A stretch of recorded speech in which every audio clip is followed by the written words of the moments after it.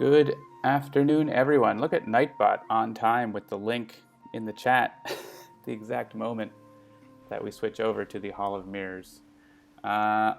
Welcome, everyone, to Spirit Island Dev Stream. I'm going to switch over here to Skype so you can see Eric. Eric Ruess, designer of the game, who is joining us today for a few minutes, half an hour or so. Want to say hello? Hello.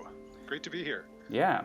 I'm John, aka MigrantP, lead developer of the digital version, and I'm going to do some UI programming here today, but we also have Eric to answer some questions if we have some people in the chat to ask some questions, or we'll just chat about all things Spirit Island. What else was I going to say? Oh yeah, so check out the Indiegogo project that's already 2/3 funded and rolling right along at spiritislanddigital.com, or you can click the link there in the Twitch chat. Hey, the Worm Superior, welcome. And Triraptor. Triraptor is one of our faithful beta testers, very active on Aeon's End. Awesome. Cool, so why don't you introduce yourself, Eric? I guess. So yeah, my name is Eric Ruess. I've been making games, well, more or less all my life, but as I say, some of the early ones weren't especially good because I was, 6. I didn't really ever stop making them, but they did get better over time, as one would hope. And so I've made, board games are what I'm best known for, but I've also done some work on RPGs. I made a couple of very simple, like single-person computer games back in the sort of late 80s, early 90s. What did you make those with? Basic or something, or? Yeah. When I was in third grade, my parents, when I was in third grade, my awesome third grade teacher had an Apple II in the classroom, and I learned to program in Logo on it. Then my parents got an Apple IIe, and I started learning Basic and such. So made a sort of choose your own adventure game using just AppleSoft Basic and a couple of other things. The parser was pretty limited. Right. But it was fun, and did it for a couple of school projects. So cool. Yeah, I cut my teeth on VIC-20, which was very limited as well. Peek and poke. VIC-20 was actually the very first computer I saw and asked my parents to get. It was in there was a sort of charity auction or something, and somebody had a new VIC-20, and I was like, oh, And they had this game with a helicopter trying to put out fires, and I thought it was the most amazing thing ever. Yeah. But my parents did not get that. But then later on, they got the Apple, and so that was just fantastic. Oh yeah, the Apple is definitely more capable. Yes. We had the whole 32K of RAM. The upgrade card. Very cool. So, Spirit Island wasn't your first game design, I imagine, then? For a full game.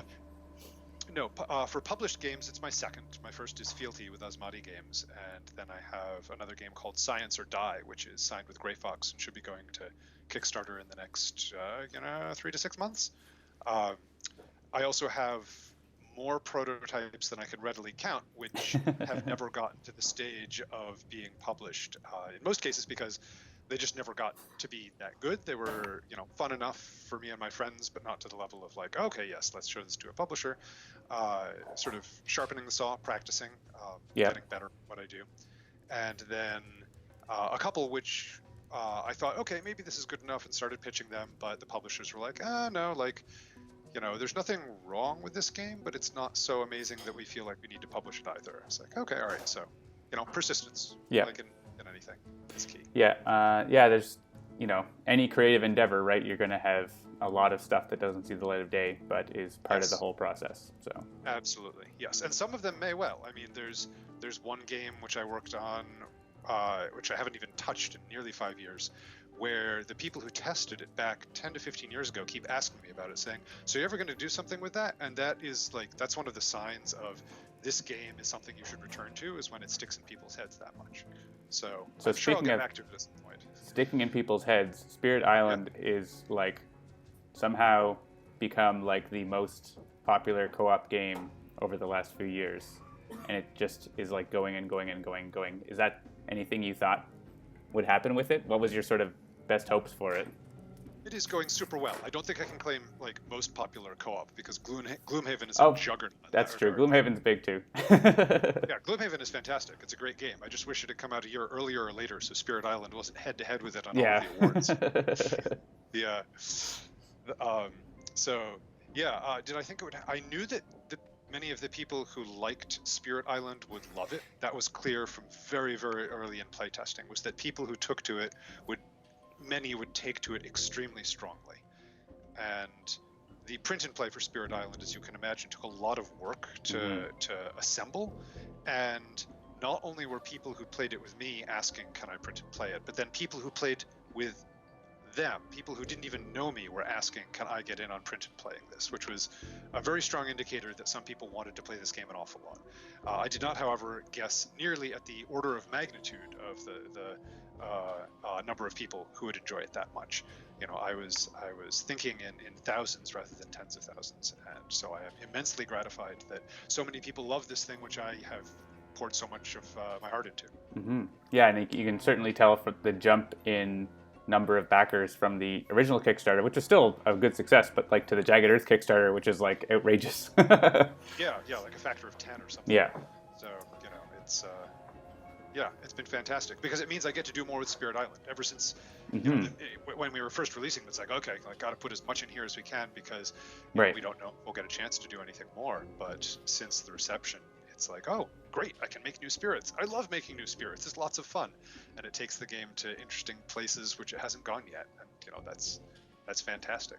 Yeah, it's so common for a game to have a good or a great Kickstarter and then not sell in distribution, right?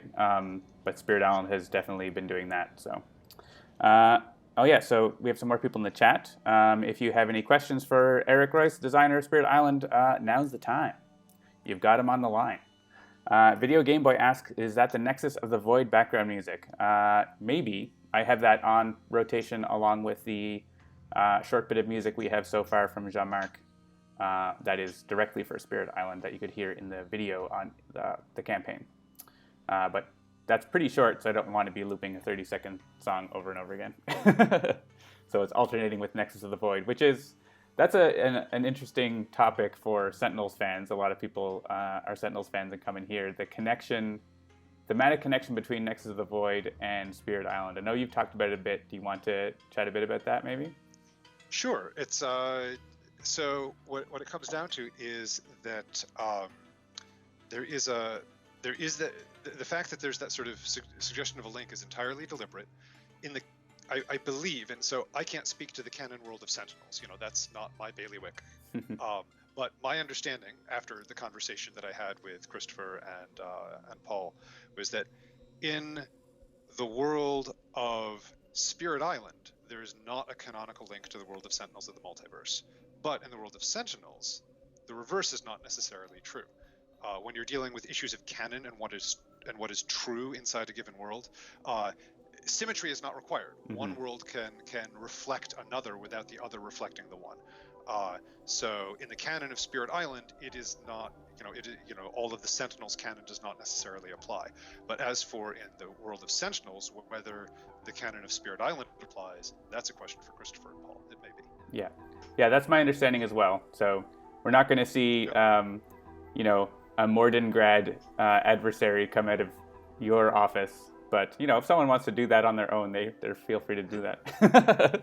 Whereas, in the Sentinel side, you see the spirits. I have one or two ideas for kind of, like offbeat, don't really quite fit the setting, adversaries or whatnot. And so maybe if I ever did a pack of those, I might include it or something. Right. We do got some questions. So the Worm Superior asks, how did you tune difficulty of the various spirits in Spirit Island? Quick version is lots of playtesting. In the initial game, there were, during the first stages of design, like before we got into development, refining what was there were many, many spirits, many of which weren't the same as the spirits which are here now. A few have carried over more or less verbatim. I think, for example, Lightning Swift Strike is pretty much a straight concept carry through, although many of the details have changed. But then there's others which there was one sort of like Deep Heart of the Island, which portions of that sort of turned into Vital Strength of the Earth. Other portions of it turned into Serpent Slumbering Beneath the Island. Other portions turned into a spirit which went into Jagged Earth testing but didn't pan out. So, but maybe then we'll see some of it later. So there were many, many spirits initially.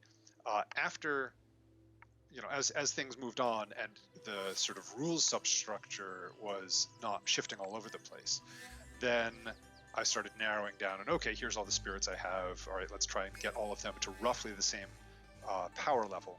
And that was just playing the game a lot. Both me and Ted Bessines, the lead developer on Spirit Island, he and his wife Rebecca played hundreds of games together, and many other playtesters, both friends I knew and people who I met at conventions, and friends of friends or acquaintances of acquaintances who got in on the playtesting by doing print and play, and people getting a sense. And it wasn't like any game. Once you release it, orders of magnitude more people play it than you get in playtesting. Even when you do hundreds of games of playtesting, if you sit down and figure how many spirits there are, that means tens or dozens of games with each spirit, and over the course of those tens or dozens of games, changes are being made. So, the final version of a spirit may have gotten a limited number of tests, but hopefully you're kind of narrowing slowly in on sort of a mean power level. And a couple of the spirits ended up a touch on the high side, one or maybe two ended up a touch on the low side, but they're all inside of a band, which I feel is enough that you're all sort of playing the same game. Right. Yeah, they don't need to be identical, right? Yep. Well, let me tell you, after the digital version comes out, there'll be an order of magnitude more people. Yes. And we've seen that with our other games. We have then you end up with people running into these very, very edge case situations. Yes. And we have a document with Christopher that is probably more than 100 pages of rules, questions, and answers about edge cases. And we're already starting to develop that kind of document with you. So. Oh, yeah. Some of the questions which get asked on Board Game Geek sometimes, where it's like, oh, actually, if you, can you take a fast power and use it again in the slow phase if you have both a repeat available from Vital Strength of the Earth's Innate and Sky Stretches to Shore to make the fast power slow? Okay. Oh, let me think about that, yeah. Another quick follow-up. Did you do it? I'm not sure if Spirit Island really lends itself, but did you do any, spreadsheet analysis and balancing kind of stuff? I know Elizabeth Hargrave has kind of, at least in community, famously has a secret spreadsheet of all the Wingspan cards with secret formulas to balance them. Yeah, yes, it's for anything which a power does, I have a costing for it. Now, this costing is a starting point, not an ending point. When I first come up with a power card, I will cost it out and figure, okay, all right, given these effects, this probably should cost 1 energy. Or, oops, it's somewhere between 0 and 1. Let's either take something out and make it 0, or increase it, make it do a little bit better, and make it 1. But that doesn't account for all of the details of the game. I can account for sort of on-card synergies, but I have to do it ad hoc. There are some cards will do things which no other card has ever done, and I don't know what the costing is. Right. My understanding of what costing is evolves over time. For example, beast tokens from Branch and Claw ended up sort of over time. I realized, they're a little less valuable than I thought. But then one of I think Panther's Prowling ended up still using the old costing instead of the new, so it is not quite as good unless you're already invested in beast tokens. Right, and now new content needs to be correspond to the old content, since that's basically locked in on the tabletop. So yep. Yeah. So no, I do have the giant spreadsheet. There's other areas like for growth where eventually Ted and I hashed out about how much each growth option is worth relative to each other for all the common ones, like gaining a power card, placing a presence at various range. And again, that's a starting point, not an ending point, both because how valuable placing a presence is depends on the spirit's presence tracks, and its presence tracks, how good uncovering an element on the presence track is depends on its innate powers. There's a lot of cross areas where something affects something else, but it gives us a starting point. Also, not all growth options are intended to be exactly balanced against each other. Some spirits have a growth option which is usually a little better, but depending on circumstance, they might want to take a different one because it does more of what they need in that moment. Right. Yeah. Late game, early game, different situations. Yes. Right. Yes. So. Yeah, and Reclaim All always varies wildly in value. If you have no power cards in hand, Reclaim All is phenomenally valuable. If you have none in your discard, it's useless. So. Cool. We have some more questions popping in. Cytosine says, Spirit Island has such a great core concept. I'm used to having to sell my board games to people, not actually sell, but sell as in a salesman, to get them to play with me, but Spirit Island always gets instant enthusiasm. Where did you come up with that core idea of the spirits and defending the island for Spirit Island? core idea, it started wanting to flip the script on colonialism, because so many Euro games use colonialism as a theme, sometimes just as a backdrop, but sometimes more actively, I guess, sometimes as a sort of backdrop setting, other times as an actual component of gameplay, where you're going out and colonizing. And so few of them take any perspective except the Western perspective of the colonizers. So I knew I wanted to reverse that, and I was thinking, all right, so I could make a historically themed game around a particular place, like King of Siam did, or some of the coin games do. But if I did that, I'd be sort of recreating exactly what happened, and I'd sort of like to make it, in most cases, the deck was really stacked in favor of the colonists for a variety of reasons, be that sort of weapons technology or the diseases which had evolved in the heavily populated areas of Europe, which people outside of Europe didn't have any immunity to, or many other factors. And I wanted a game where that wasn't necessary, those advantages weren't necessarily overwhelming. And so I was thinking, like, well, what might make the difference? Like, what might make the difference between victory and defeat? And then I thought, there's a number of instances where, indigenous peoples called upon spiritual aid of some sort or other. And without passing any judgment on whether or not that had any effect in real life, I don't want to get into a religious debate on that. Just what if that had an effect far more overt than any we are accustomed to seeing in real life from people going and appealing to the spirits of the divine or any such other thing?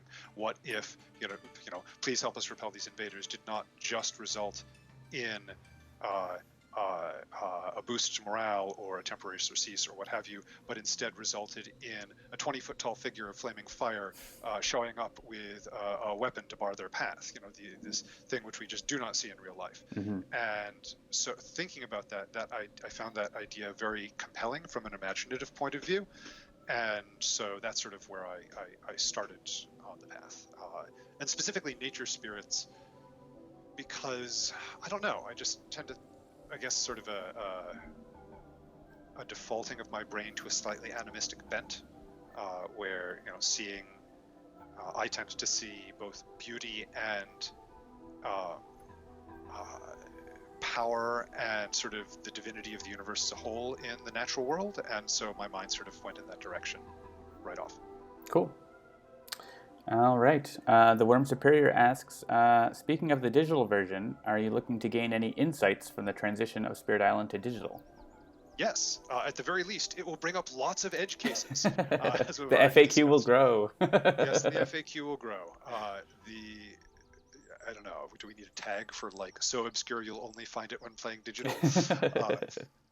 But yes, there's that. I don't know if there'll be any sort of, this is something I've meant to talk to you about, but haven't got to because I am super short on time these days. But, if there's any sort of stats logged in terms of, like, spirits X and Y played against adversary Z at level Q, then, maybe aggregate data might help me learn some things about adversaries and spirit-adversary combinations.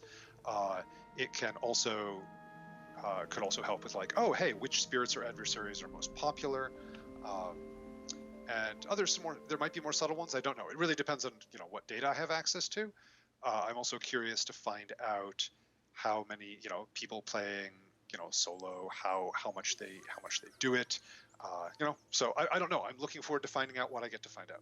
Yeah, we always have some level of analytics in our game to try to learn from what players are doing and improve the UI and everything. And so there certainly will be opportunity for things like, you watch people play testing, but you can see, like, what order do people do their growth options, or how do they decide on powers? How do they approach the problems, right? Do they start generating fear, or do they start moving invaders and then doing things like, in different situations, what do people tend to do? So that's something that we can potentially get some good aggregate information on. Yep. Cool. Yeah, then the rules interactions are interesting. One thing I was thinking potentially, is there any real limitation on the number of spirits that can be in a game by how the game works? Oh, in terms of just like the size of the game? Could you have a 100 spirit, 100 map tile game? In theory, yes, the mechanics scale to that level, but there are some dynamics which become less desirable. For example, fear will be very, very, very flattened out. Bringer of Dreams and Nightmares. If you play them in a one-player game, the game is all about fear. You're going to win by fear if you win. In a four-spirit game, the team will tend to earn more fear than they otherwise would, but it's not nearly as decisive. Similarly, right, they also have to earn 4 times as much fear. Right. Exactly. That's what it is. Like, that spirit is high fear, but their contribution is diluted. Rev Resurgence in Sunlight tends to be the opposite. It's very good at control, but it doesn't do much fear on its own, and because it tends to stop invaders by stopping them from building rather than letting them build and then destroying them, it does not generate a whole lot of fear. It's actually, of the published spirits, it's the most likely to get a terror level 1 victory. And so in a game which is only River Surges, fear is a major consideration. The more players there are, the more this gets diluted. So in a huge game, fear is going to be this sort of background pool, which you don't necessarily feel like your fear, even if you're playing a 4-player game, like you earn 1 fear, that's 1 out of 16 tokens you need for a new fear card. That feels like you're at least inching along. Mm-hmm. In a 100-player game, 1 out of 400 fear out of the necessary 400, like that just doesn't feel. I mean, that's an extreme case, obviously. Yes. Yeah. Yes. Yeah. Fear already has the property that it's very indirect. Players will tend to undervalue it because it doesn't do anything immediately good. What it does do good is unpredictably good, and what is reliable about it is that it advances victory, but that is a very long way off. And so it's very easy to feel like doing 2 or 3 fear isn't very good, when in fact doing 2 or 3 fear is a reasonably good effect. Mm-hmm. So this would just exacerbate that. Right. So that's one example of a play dynamic which just changes with player scaling. Another is obviously one person can't pay attention to the whole board, unless you are. If you're doing it just as a solo game, then you can take your time and do it. But the larger the board is, the harder it is to keep all in your head at once. Yeah. I suppose another thing is, and you're seeing probably some of this with 6 players even too, but I think, is Jagged Earth officially supporting 6? Yes, Jagged Earth officially supports up to 6. We've tested up to 6. And once you go above 4, we find that even with a fairly compact board, players will tend to start phasing out areas of the island that they aren't, and just going, I'm going to assume that the rest of you have got that. Right. I'm focusing on where I can do things. Some people will start doing that at 4-player. 3-player, usually everybody's paying attention to most of the island. But as you get to 4 and 5, and especially 6 players, actually I find that when you're playing 6 players, for me, the scope of what I'm paying attention to is smaller than it is when I'm playing 4 players, because I know I can't pay attention to everything, right. So I don't even try. And instead of 3 other players, there's 5 other players. There's almost twice as many other people to carry the areas I'm not paying attention to. So it's easier to go, okay, I'm sure someone will handle that area, which I'm nowhere near. Yeah, and that's one of the things I like about Spirit Island, like reducing quarterbacking and alpha gaming, is you can't control everything because there's too much with other people. I mean, we're going to be supporting solo play in the app, and I'm sure people will take on 4 spirits at a time, but most people will be playing 2, I think. Yep. It's a little more easy to manage. Yeah, I've been playing around in my head with ideas for, like, hey, at a convention, if I wanted to do a game with all 12 published spirits, how might I manage that? And I have these vague thoughts about, like, different zones where everybody stays in sync on turns, but, like, maybe the fear pools are different in each zone or something. I don't know. It's all very Christopher notional. About battle zones. Oh, really? Okay. I've heard of them. I don't play much Sentinels, though. So yeah, in the Oblivion mode, it has basically you're playing 2 games at once. Okay. It makes some crazy rules interactions. Yep. So actually, one thing I just want to quickly follow up on there. Is there any effect of there's 1 stack of power cards, no matter the number of players, it's the same set of power cards. Is there any difference in feeling of, like, if you have 6 players, the options are more limited for each person because you run through the cards differently, or is that not really a factor at this point with the number of options there are? That's not once you have Jagged Earth, if you have just Jagged Earth and the core game, then you have like 60 some odd minor powers, and if you also have Branch and Claw, then you're up to 100 minor powers. Right. The initial tests with 5 to 6 players were done with a 70-ish, 65 to 70 card minor power deck, and those worked out fine. I'd say honestly, the time that you notice that most is in a core game only 4-spirit game, because then you have the core game is I think 36 power cards, which is enough for 9 minor power draws before you have to reshuffle. And so whereas if you're playing with 6 players and Jagged Earth, you're getting like 11 or 12 minor power draws before you have to reshuffle. And if you're playing with both Branch and Claw and Jagged Earth, a 6-player game, then you are looking at 25 minor power draws before you have to reshuffle. So it's at its most noticeable if you're playing a 4-player game with the core game only and there's heavy elemental overlap.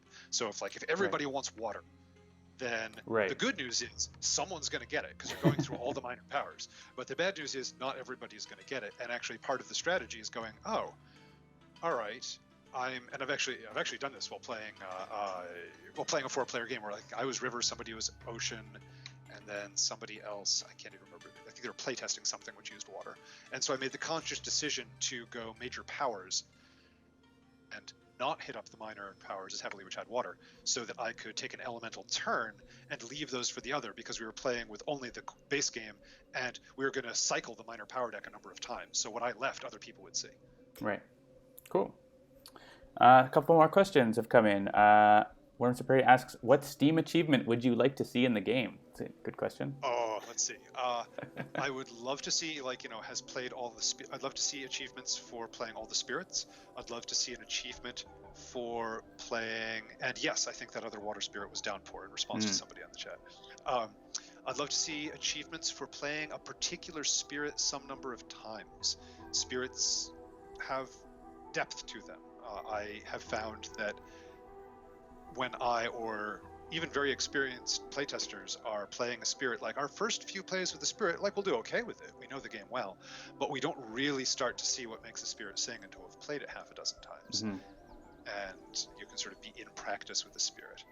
And so having an achievement for spirits to be like, oh yes, you've played Lightning Swift Strike half a dozen times, might encourage players to explore the depth of spirits as well as the breadth of spirits, and also be a fun thing for players. It's like, oh, I love this spirit, so I get an achievement for playing it more. Great. Yeah. The trying all the adversaries is great, or trying an adversary at all. I know there's some people who play the game only on base difficulty, even once they win handily all the time, and having a little achievement for oh hey, you're stepping it up, might be kind of nice. Yeah. And it's a little, I think in a digital version it's a little less investment of your time necessarily, to let's try this thing. There's no setup time. You're not feeling like you might have wasted your time if it didn't turn out for you. So we also like to have those kind of achievements that help you explore the space of the game, as well as we like to put in things that are maybe challenges. In Aeon's End, for example, there is an achievement to deal 21 damage, I think, on one turn. And, your basic spells start doing 1 damage. And, most spells do 2 or 3 or 4. And so it's a bit of a challenge to, how can I set up the situation to make this happen? Anything like that in Spirit Island that maybe you pulled off, a really cool move, and we could make that an achievement or something? You could do loads of stuff like that. The catch is that nearly all of them will be much more easily achieved by certain spirits. There was a time in Spirits Island design where the fear deck would include, in addition to normal, what we would think of now as normal fear effects, would include alternate victory conditions. The invaders are particularly scared of disease. If you get so much, for every disease you have in a land, if you have so much disease you win, or for every disease you have in a land, you can ignore one town or city there. And those ended up being cut because it was virtually impossible to balance them. If they came up early game, they were too powerful. If they came up late game, they were useless. But they did lead to a number of, what's a thing that the players could go for mid-game? And so, for example, earning 5 fear cards in a single turn. For most spirit groups, that is very challenging, but not outright impossible, especially in late game. And for Bringer of Dreams and Nightmares, you can totally do that in a solo game and late game. Your big problem is going to be you need to have a deep enough fear stack in order to be able to do it. So similarly, have more than have 4 or more disease on every board. That presumes Branch and Claw. But for most spirits, okay, that's hard. But if Jagged Earth spirits ever enter the rotation, Vengeance is a Burning Plague, sure, not a problem. So Yeah. there's a lot of trickiness around that, and so you either need to decide whether to calibrate it for the assuming that the spirit is appropriate, or go achieve goal X without using spirit Y. Sure. Which, Yeah. you know, Often, yeah. There's lots of different directions we can take it. One I just thought of would be something like have 20 Dahan on one land. So there's a few spirits that can help to do that, but there might be more than one way to do it, right? So yes. have a kitchen party. Yeah. Yep. Oh, another thing I'd love to see as an achievement is trying scenarios, because some of the scenarios change up the game in really interesting ways, and a lot of players gloss over them, and sometimes that's because it's just not their cup of tea, and that's totally fine, but sometimes it's just more about barrier to entry. Yeah. All right, let's see. We've got a question about tutorial for Spirit Island. Worm Superior says, I find digital games have a much better time with doing these because they're more able to handhold without being fiddly about it. We haven't worked on the tutorial yet, but certainly have some ideas. Do you want to chat about that? I haven't given a thought to tutorial on digital specifically because that's more your bailiwick, but I have given a thought. At one point, there was somebody who was learning the game. I wasn't teaching, but I was next to somebody, and everybody walked through setup together, and then somebody said, wouldn't it be great if we could just continue, if the rules were not frayed, if we could start with the setup and then just keep going with the tutorial. And so I've had in the back of my head, it might be neat to sit down and try and make a rules document, which is, the Spirit Island rulebook as it is tries to balance learning the rules with being a reference. Mm-hmm. It would be liberating in some ways to make a document which was purely learning the game, where it's okay, I'm going to walk you through it, introduce concepts only when they're relevant, give you not all of your plays, but suggested plays, okay, it's turn 1, the lightning player, play this power card, and play this power card and maybe whatever you got, and then okay, now in the slow phase you can use this power card in this way because you paid it like this, sort of a half rules explanation, half tutorial. So it's something I've thought about for the tabletop, but I just haven't had time. Way short on time. Yeah, that's one thing I really like, the Galaxy Trucker rulebook. Yes. It's just here's what you need to know now, let's do this, and then don't worry about the rest, we'll get to that. When you get to the next phase, you worry about that stuff. With digital tutorials, and actually Eon's End has a quick start setup in the box. I don't know if you've seen it, but they basically sort of give a bunch of pre-stacked decks that you can just open up and start playing. Everything sort of comes from the printer in a way that you can just open it and start your first game, and there's a sort of real summary of the rules to get started. Yes, I did play one game of Eon's End, which was fresh in the factory, and now I remember that. Okay, yeah. Yes. So that's pretty interesting. And in Eon's End, we've actually fine-tuned our tutorial really well. So what we try to do is, give you guidance on what you're doing and teach you what to do, but also not railroad you. So give you, initially maybe there's only one thing you can do, but even on your second turn or later in your first turn, you're still making a decision, right? Even if it's as simple as deciding the order of playing 2 cards, that it doesn't matter what the order is. If you feel like you have the decision, you're engaging with the game and not just clicking through. A digital tutorial can also do things like highlight when you've done something. One of the big things about Spirit Island strategy is when players click into, if I empty this land before the build action on that land comes up, then they don't build there, and using that to their advantage. And so a digital tutorial could call that out when it's relevant without, because if you're trying to include it in a rules explanation, it just gets lost in the shuffle. Right. But when it's in a relevant board state, then you can either point it out, or maybe not even point it out, but just if a player does it, you can highlight, hey, that was a great thing to do. Yeah. Yeah, we like to incorporate trying to accomplish goals into our tutorials. So you could have an early turn where it's all right, for this turn, we can, with Spirit Island is similar to Eon's End in that, we can stack the invader deck and we know what's going to happen to some extent, right? For the tutorial, we can stack the minor power deck, we can stack the major power deck, so we know, we can do some restrictions and also know what's going to happen. We don't have die rolls and stuff like that to really worry about as much. And so and the powers, you actually have power progression. Yeah, so we could say, hey, look, they're going to build in the wetlands. This turn, get rid of that explorer, and help teach you how to do it. But also that's your goal for this turn, to give you something small to focus on. So still early days for the development, but that's some of the things we're thinking about. Cool. Seamus Butler wants to know why you are so mean, eating up so many hours on their life playing your amazing game.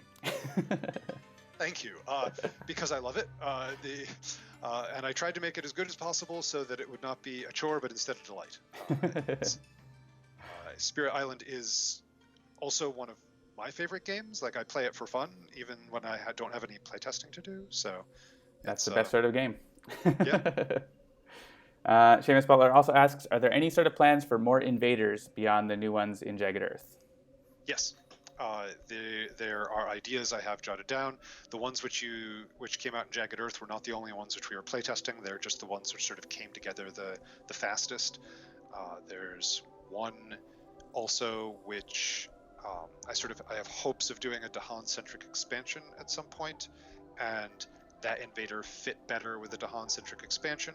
There's also all of the invaders published to date are published around the notion that they are heavy-duty colonizers, that they are sending large amounts of population over from the homeland to this colony, and that is why they grow so quickly. Historically, that was really only one of 3 different models of colonization, and the reason that you haven't seen Spain or Portugal yet is because they used a different model, and same thing with the Dutch used a third model. Spain and Portugal used a system where they would send over some people, but rather than sort of flooding the land with colonists, they would have more modest colonization, but then they would take over the land and take tribute, basically, from the local indigenous peoples and sort of make their money or enlist them to, okay, we want you to mine this metal for us, or doing other things like that. So an adversary for Spain or Portugal is what I think of in my head as a conquest adversary, where they are interacting with the Dahan in a different way, and to some extent, via that, interacting with the land in a different way. I have ideas for representing those, but have not gotten those actually to the table to test yet, because it's always been sort of a little ways off. Then there's the third, then there's sort of like, the Dutch and the traders had the factory system where they didn't send many people at all. They just send a very small contingent to a new place and open up a point of trade. And it still caused a lot of damage because they would meddle in local politics. They'd want to make sure they got favorable trade terms, and they wanted the local peoples to be, harvesting the trees or planting the plantations which they wanted, or, doing economically what the colonizers desired, but they wouldn't be doing it directly.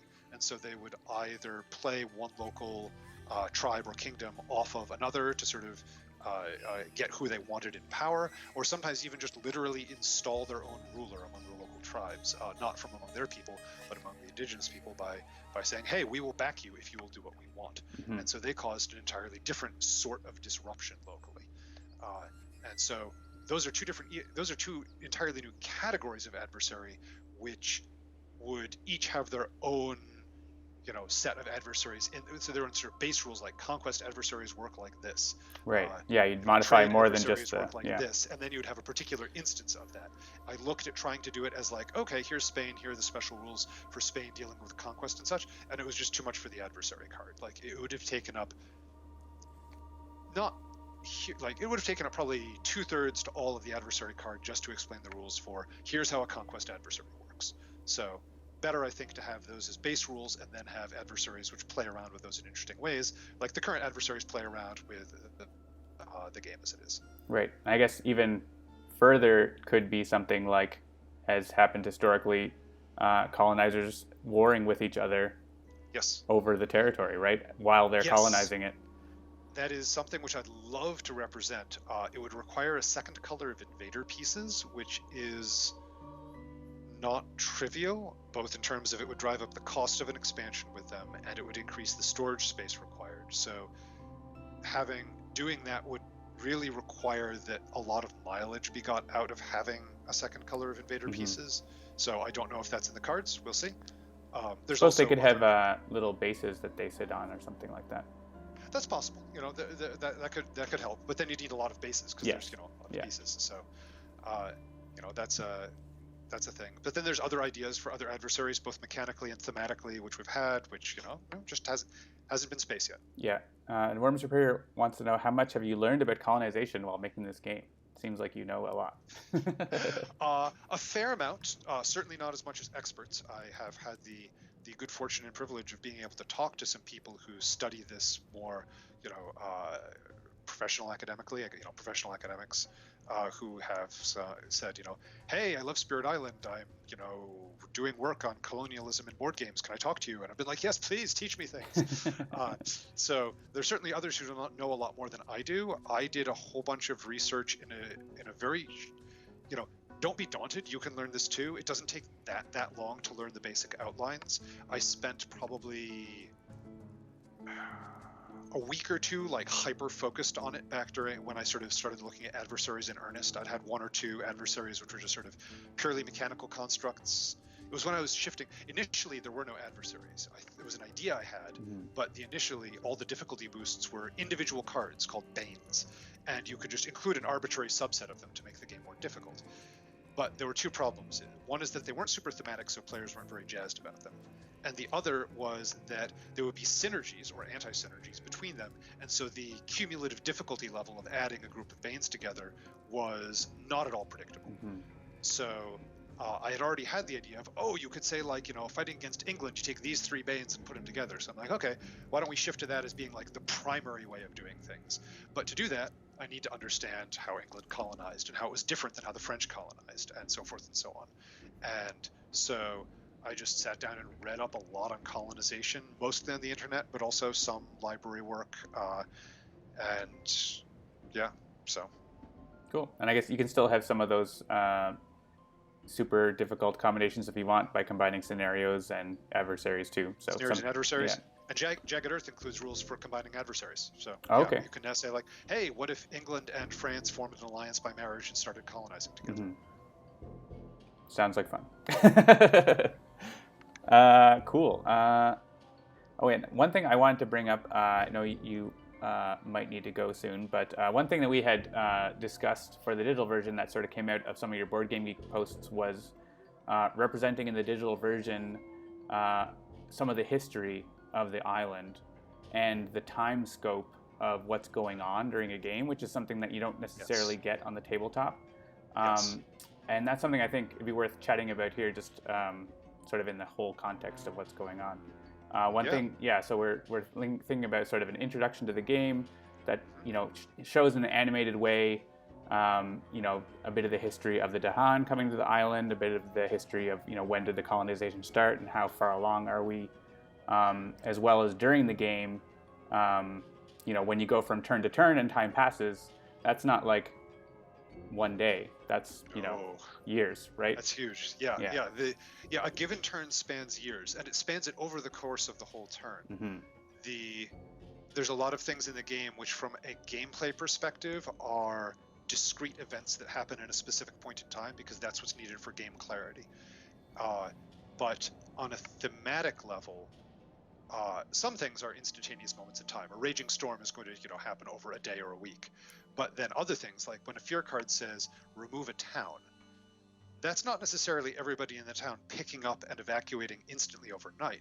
That's something where, like, over the first months a few families leave, and then it accelerates and more families leave. The tipping point is when the shopkeeper leaves, and then other people are like, well, we can't live here unless we're farming, so okay, all right, let's also go. And by the time 2 years have passed, then instead of a bustling town, you have just a handful of people left who are not enough to impact the game and sort of the conflict in any substantive way, and eventually the town is abandoned entirely.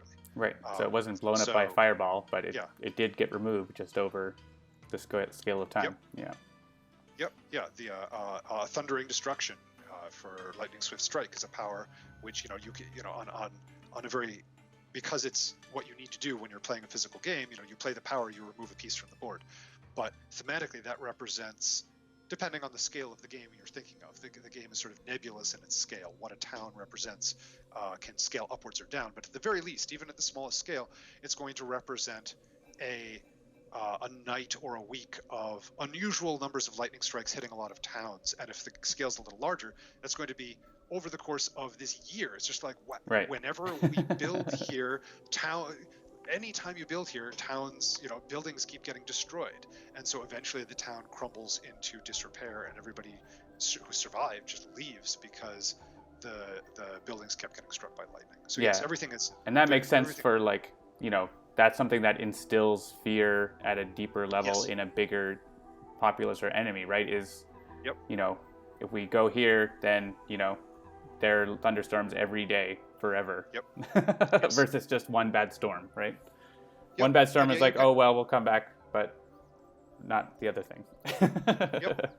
Yeah, so a game effects which cause enough destruction, either of life or of property, that it really hampers the invaders' infrastructure, tend to destroy things. Things which convince the invaders to just leave the island altogether tend to remove things, and things which convince the invaders to, like, sort of, all right, this isn't a good place, but let's pack up and move elsewhere in an organized fashion, those tend to push or gather. Mm-hmm.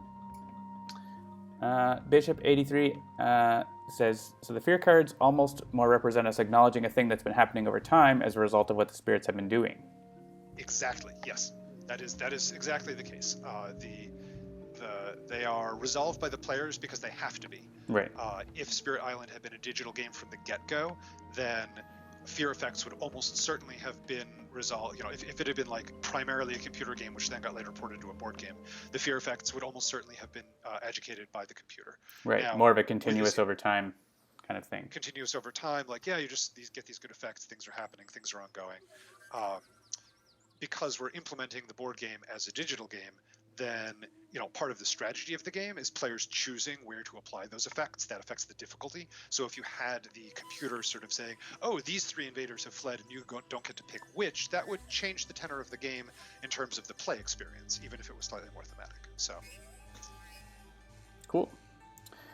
All right, so I think we are out of questions from the chat, unless any more pop in. Did you have anything else you want to chat about? Have you considered doing an RPG of Spirit Island? Seamus probably sneaks in. Let me just do a quick run down the chat log here. Let's see. I am super excited that people are excited for Jagged Earth. That makes my day and is totally happy.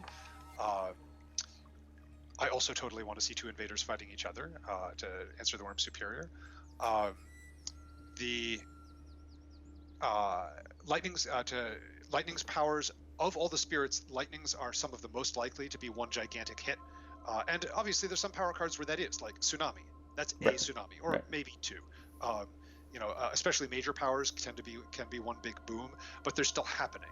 If the Talons of Lightning happens all in one giant night, or Raging Storm is one terrible windstorm over the course of 4 or 5 days, the spirit builds up to that and it happens and it's devastating, but it's happening over the span of years. To answer person, I have toyed around with notions of an RPG, but only very, very lightly. And thank you very much for for the well wishes and a chance to breathe and get a chance to enjoy the fruits of my work. I appreciate that. That sounds like a good way to wrap up. Very good. Yeah, thanks so much for joining us today. It's been a lot of fun. We'll be, continuing to chat more as your house gets finished fixing up. You'll have some more time, I hope. Yes. I hope so too. But yeah, so we're once again we have Spirit Island Digital. Seamus is asking about having Spirit Island with candies. Spirit Island Digital is on Indiegogo. I'm going to be jumping into doing some UI development here in a minute. But it was great to have you here, Eric, to chat about game design and all sorts of different things. Thanks so much. It was fun. Excellent. We'll talk to you soon, and we'll get into some programming here. Have a great day. All right, great. Bye-bye. Bye. All right.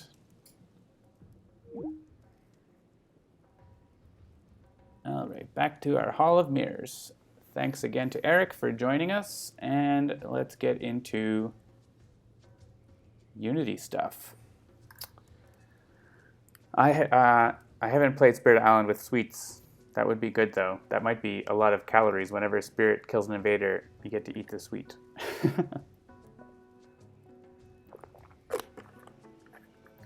All right, so let's get into some technical stuff. But if you have any questions, feel free to ask them in the chat for me as well. Eric might be in the chat a little bit longer, potentially for text questions. But I am at programming time. So I want to start off with a little bit of a visual here. Yeah, okay. Yeah, cool. So this is just a little mock-up program that we use to make some mock-ups of UI things, but I just put a couple slides in there too.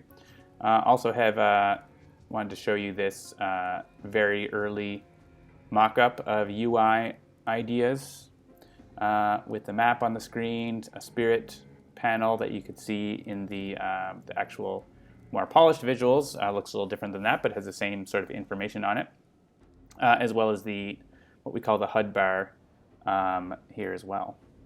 But I want to give a quick overview first of how everything is set up for the game itself. So last week, you heard from Jean-Marc and David about the model view controller architecture, and they focused primarily on the rules engine, which is the model and controller. It has unit tests as well that are a different view into it. So that's where all the game rules and behavior happen. So what are the spirits? What are the cards? What's the board? How do they all work? All the rules of the game. What does a card do? What does a spirit power do? Just everything in terms of like if the game has rules and how they work, that's all handled there. The user interface doesn't need to know about all of that logic. It just needs to know what's going on and what information needs to be brought in or gotten from the user, basically from the player. So this whole section here at the bottom under the rules engine is what's handled in Unity. The rules engine itself is programmed in C# in a DLL, but it's just brought in as a DLL. It's in a separate module, and so that can be implemented separately and tested separately, and then it has an interface to the outside, so that works really nicely. And that consists of the model and controller, all the data for basically what's going on with the game state, and then the controller, which handles all the logic of how do the rules work and how do the cards work. So when we get into the Unity side, the whole bottom area here, the main sort of entry point is the game view, and that's going to be considered a view like in the MVC architecture.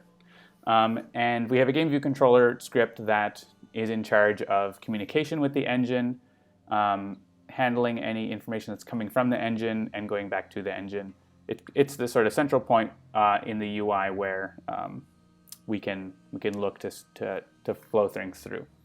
But we don't want we don't want that class to be thousands of lines long. We don't want it to have everything. So we break things up into different areas.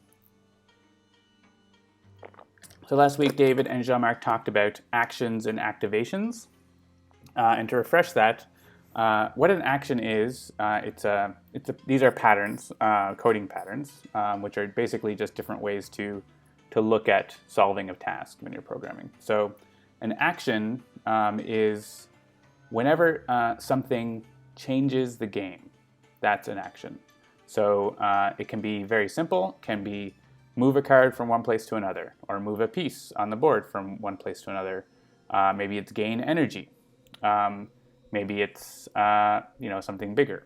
But anything that's going to change a value in the model is going to have an action associated with it, because we want to be able to encapsulate that and let the view know that that's happening. So whenever an action occurs, say an invader gets added to the board in the explore phase,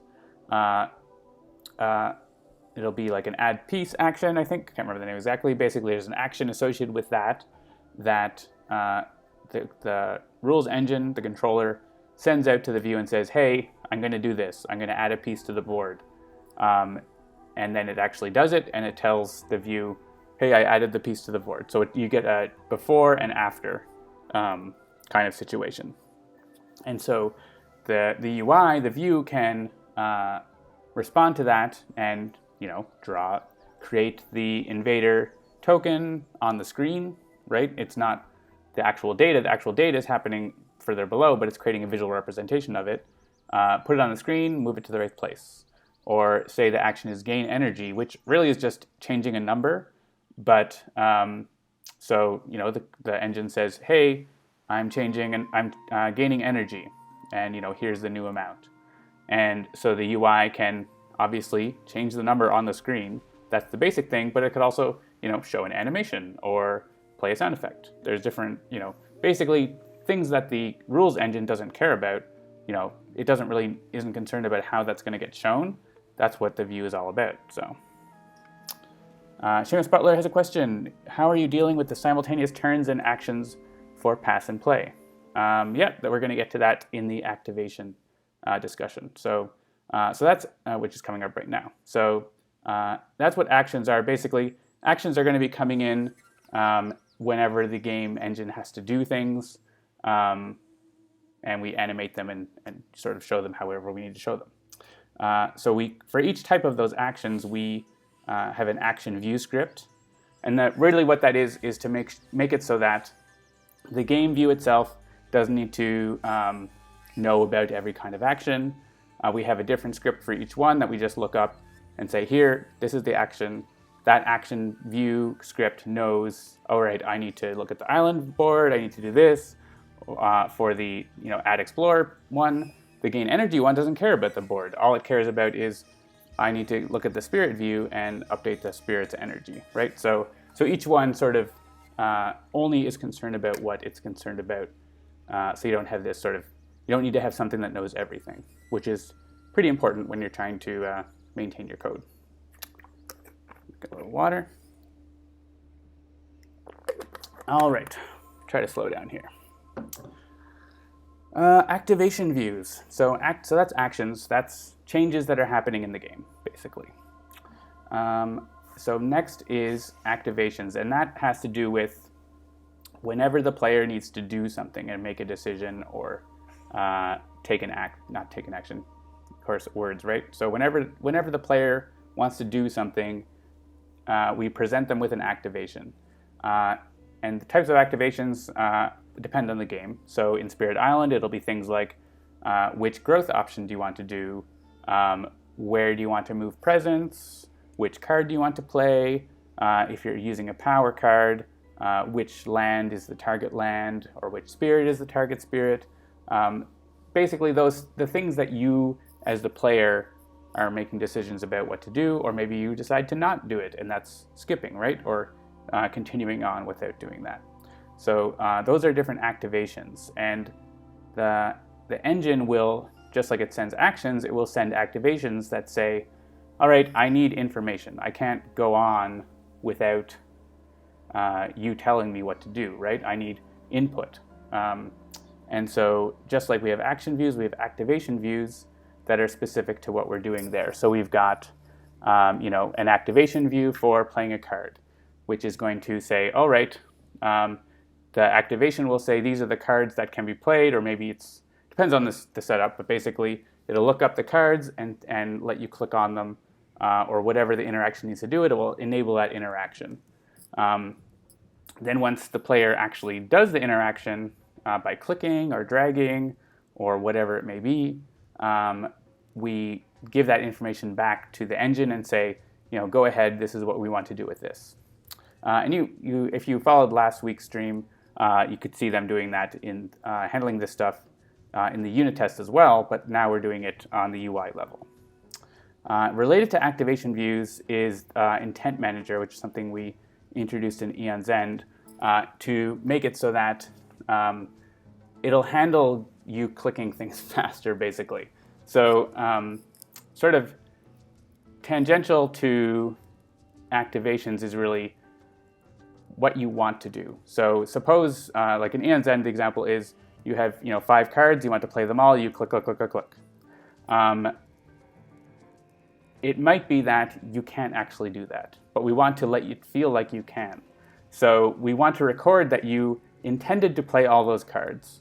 And so we will, whenever you click on the card, it will record an intent with the intent manager and say, the user wants to play this card, here's the activation, here's the card, play it, make it go at your next opportunity, but it will keep an order of what you did as well. And you might say, why would you bother doing that? Because sometimes when you play a card or do other things, there are follow-on effects that may invalidate the other things that you did.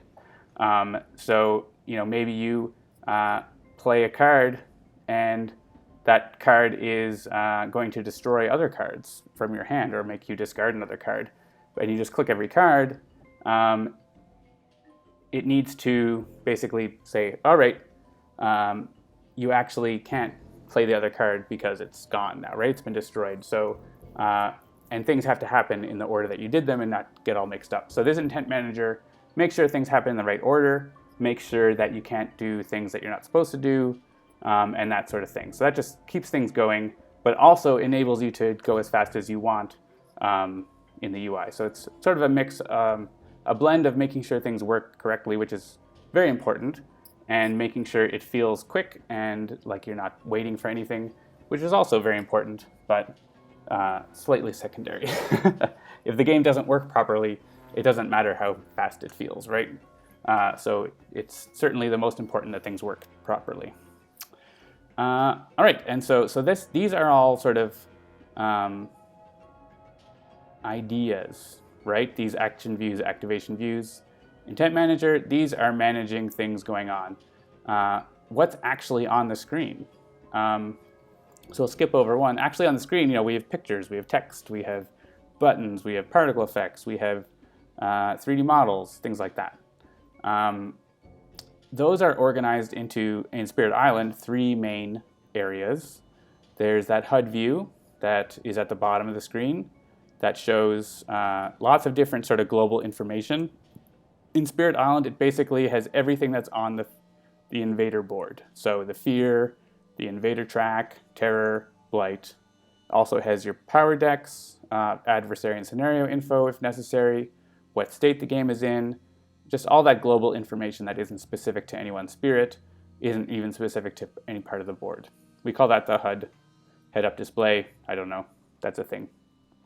The island view is just focused on, this is the island, which is made up of boards. Each board is made up of lands. If you want to learn about how we put that all together in the data structure, make sure to listen to last week's dev stream where David, the programming wizard, figured all of that out. For us, that's it's graphics and potentially 3D models and showing the pieces on the board, all that kind of stuff. That's encompassed in the island view. And then we have spirit views, which in the game here, each spirit has a corner of the screen that shows their picture and all the information that they need. The elements they've earned this turn, their energy per turn, card plays per turn, their hand, their discard, and their played cards. So just all the information that a spirit needs to have to play the game. But then it also has some other things that you can pull up on demand or, as needed, like the presence tracks, their special abilities, things like that. And these are sort of grouped in their own scripts. But then we actually have, prefabs and scenes that have these actual on-screen interactive elements. So we sort of have this grouping of levels of things. So that's sort of the overall architecture. And if there's any questions about that, feel free to ask. But hopefully that was reasonably clear. And why don't we go and look at some of this stuff before we get into the next part. And if you're wondering, why are you doing all this and not just having everything in one big file? Because this is a really complicated game. But even if it wasn't a complicated game, we'd still do it like this. Because if something changes in one part, you don't need to change all the other parts. It separates out what you're working on and makes it a lot easier to deal with, both while you're building it and while you're maintaining it. So I highly recommend looking at architectures like this or similar sort of, separating concerns out and having different things responsible for different things. If we need to change a rule of the game or fix a bug in the rules engine, there's nothing to do in the UI about that. If we're adding a new card, it is in one place. The only way we need to deal with it in the UI is if maybe it has a new type of action or a new type of activation that we haven't handled yet. So let's look at this same thing, but from the perspective of Unity. So Unity is our 3D engine that we work with. This is our game view scene. That's the main scene. We have our game view controller. That is that main level. This is not as big as it will be, but it is. It will get there. We have a couple things that hang on to the game action views and the activation views. You can see these are each their own script that is there, and there's an intent manager that's just hanging out on the same object, but it's separated off because it can be its own thing. Sean Skyblade asks, if something happens to corrupt it, saves the rest right. I'm not sure what you mean there, if you could maybe rephrase that. I'm sure if you're talking about development or gameplay. For developing, we also, all of our software development happens within the context of software change management. So we use Git, source control, to make sure that we have a history of all the changes we've made, and it's easy for multiple people to collaborate. You can be working on one thing and other people work on another, and you don't bump into each other. You can have a conflict, but it's dealt with in a nice way. And we're also in communication on Slack and everything else too. So here so we'll show some of this is the scene which has the actual, the images and the buttons and things, right? So the HUD panel is down here, and it's got all of the stuff. I don't know why. Oh yeah, so let's change this back to, we have this set up in 16 by 9, so let's bring it back to 16 by 9. For now, we'll make it, it's going to be made so it will work in different aspect ratios, but for the Kickstarter, the Indiegogo video, we captured at a certain aspect ratio. You can see this is all a grid of different buttons, and each one will have a script that handles different things.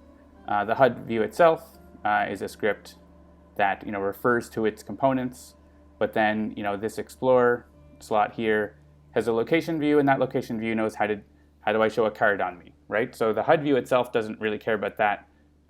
It knows about what it has, but it doesn't need to worry about each individual thing. They can worry about themselves. And that's part of the compartmentalization as well. You'll notice there's no spirit view or island view. Well, there is an island view, but it doesn't have anything, because we dynamically, populate that in based on what the game setup is, right? We're going to have different spirits and different potentially boards, and so we create them when we need.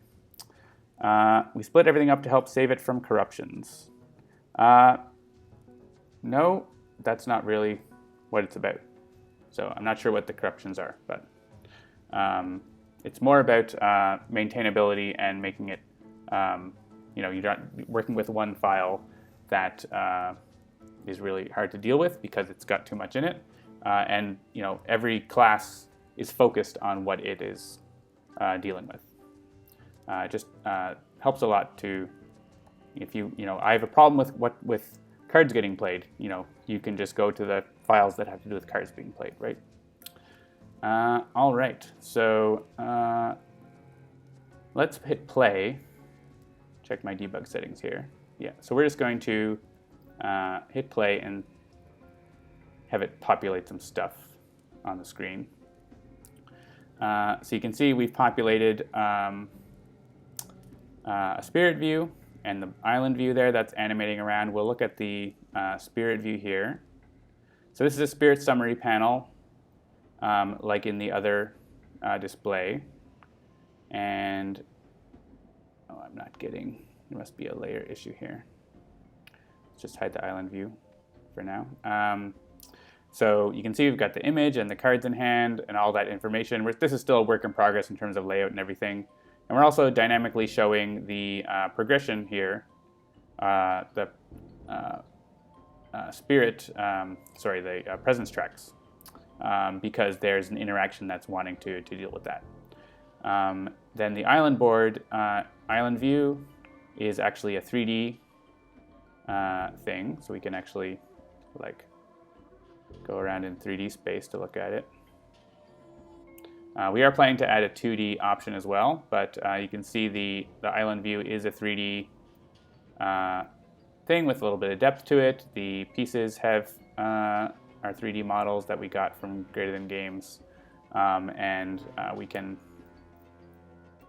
We're planning to add camera control. That's going to be so you can rotate the map and go more 2D, less 3D, things like that, and look around at different things. So yeah, so that's kind of how things are. But this is really, just a representation of the data that's coming from the engine. The board is made up of the different lands that are shown here. You click on them here and see the different highlights in the scene view. And then right now we just have different areas where things can go to make sure they go in good spots and not like in the middle of the mountain and stuff. So yeah, so that's kind of where things are, how things are organized in the scene that maps onto that other slide that I was showing, where we have the game view as the scene itself, and then we aren't seeing these action views really too much, but we are seeing these controls. These are just scripts. They don't have any sort of visual representation, and these things are, more of the visual pieces. And the game view itself really doesn't have anything visual either. It's more of a container and controller. They call it a view controller because it handles the view. Do we have models to show damaged pieces yet? No, but that is something that we will have, yeah. On the tabletop, you turn the towns and cities on their side to show damage, but we'll be showing like actual damage and smoke and fire potentially and things like that. On the models to indicate damage in a little, in a way that we can do on the digital version that you can't really feasibly do on the tabletop unless you had like a bunch of separate tokens that you use to show a 2 hit point city versus a 1 hit point city. Cool. So let's go into some code, I think. And well, before I get into code, I'll do a quick recap of the game loop, because that's another important concept. So I just want to give some context of how these actions and activations happen, and then we'll start looking at some of that, and we'll start programming something. Mindwander says, it'll be nice when the invaders to Hanif changes their base HP. Yeah. So one concept in video games is the game loop, which is basically how is the game rendering, how is it showing things on screen, and how is it taking your input and doing things. In Unity, you don't get access to the game loop. I think technically you can now get access to the game loop, but you don't really need to. Snakebird Priestess, Spirit Island is getting a digital release. That's right. Check out the Indiegogo campaign to help make sure it happens. We are over 2/3 funded, and so we need your help to make it happen. So yeah, I'm glad you're excited. There's a link in the chat above, or you can go to spiritislanddigital.com. So how Unity handles the game loop is it handles doing the rendering and everything, and what it does is any script that's interested can have a method called update. There's some other ones, but that's the main one. And update is going to get called every frame. And so every frame you have a chance to do something, whether it's handle input or change what's happening on the screen or things like that. So that's sort of the main way that you you interact with the game loop is through update method, or we also use coroutines, which are methods that will run sort of one chunk every frame and sort of go on their own. So every frame we look at the game and we ask the game controller, which is part of the the rules engine. First thing we ask, is the game over? This is important because we don't want the game to end and have it still, showing stuff that doesn't matter. If the game is over, we stop doing stuff. We're going to be getting a game over action from the UI from the engine, and we'll be going to another screen. So, important thing to check, is the game over? Most likely it's not over.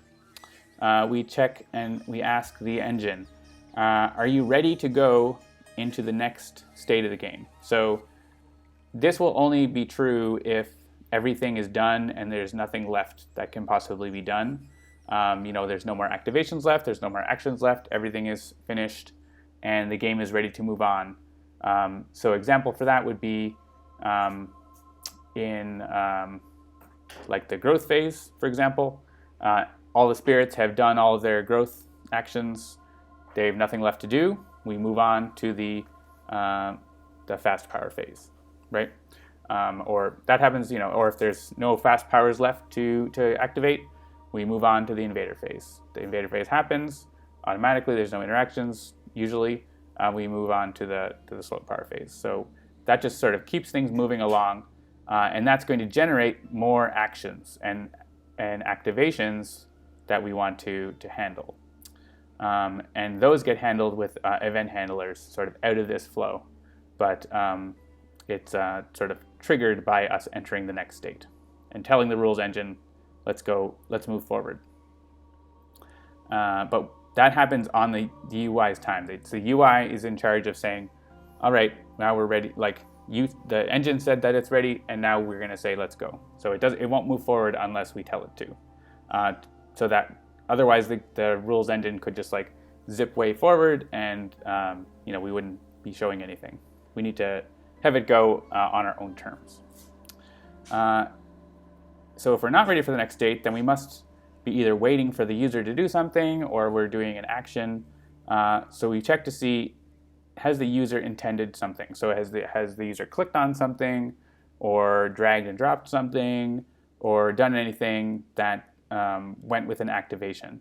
If that happened, we take that off of the queue from the intent manager.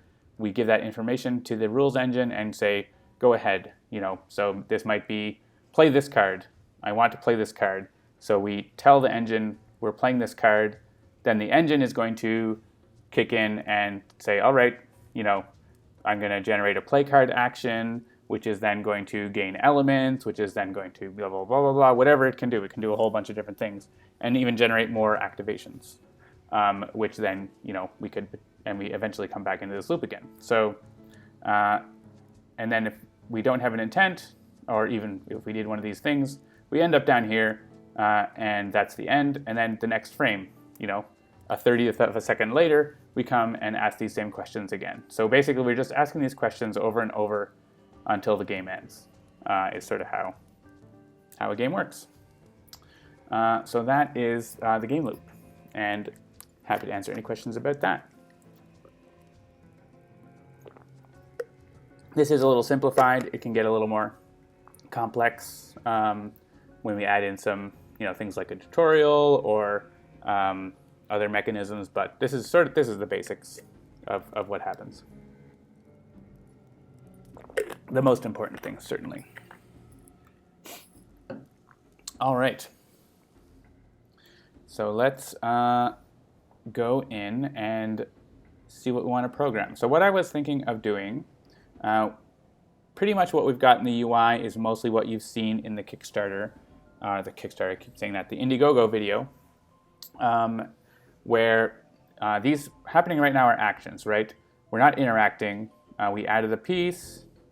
We're adding a piece here. The camera move is part of the action. I can show you that if you like. But then we get, we enter the next phase. This is all showing up in the log here too, what we're doing. And there's actually two activations coming here. One has come in from, so what has actually happened is the game has got to the growth phase, and I have it set up so it's not actually presenting the decision about the growth phase. It's just choosing one, hard-coded, and then moving forward. So we actually get to an activation about placing presents, and we get to activation about choosing a power card. We don't have any hints or anything showing up on the screen, so I just know what's happening. But that's something that will be obviously improving. It's still pretty early. So if we click on a deck here, it's going to do the gain power card action, which reveals power cards, and then we need to click on one to choose it. Right now it's not handling clicking on one because I didn't put that in. It was hard coding that for the video. So it's just sitting here. It's actually sitting here now, just waiting for me to click on one or waiting for me to do the activation because that's something that needs to happen modally, but it's not. So what I wanted to do on this stream was actually a little earlier there is choosing which growth. So let's go to the vital strength of the earth, which is example spirit where we're looking at here, where the spirit has 3 growth options. So you get to pick one of these sections. You can choose reclaim cards and add presence, gain power card and add presence, or add presence and gain 2 energy. You can do it within the box. You can do it in any order you want. Yeah, so you can see we can pick any of these 3 options. We're right now we're automatically choosing this one. So I'm going to go in and take that out so that it actually is asking. So under select growth group activation view, so if we look into, let's just pop into the game view controller and just sort of show you the flow that's happening with this. So let me know if the font is too small. I can adjust that. So here's where we're setting up the game controller and the game. We are handling activations that are coming in. So this is an event handler. So whenever the engine wants to send an activation, it calls this method. We have this helper method that processes it. What it does is basically adds it to a list just to make sure we're keeping track of it. And primarily it finds a view, an activation view that would correspond to it. So, and this is basically just like, what kind is it? Get me the right component, get me the right script. And so it is a select growth group activation. So we get that and we call activate on it. And so this activation view knows how to handle this activation. It doesn't know anything else. It doesn't need to know anything else. It just knows, what do I do to handle this select growth group activation? So what it does is it looks up, it finds the spirit that is associated with that. There's one spirit view that is getting this select growth group, or one spirit. Find the spirit view for that and say, hey, you need to present the options here. Well, that code is doing nothing right now, so that's what we're going to be putting in. And here's my temporary line here. Intend activation. This is what I was talking about with the intent manager.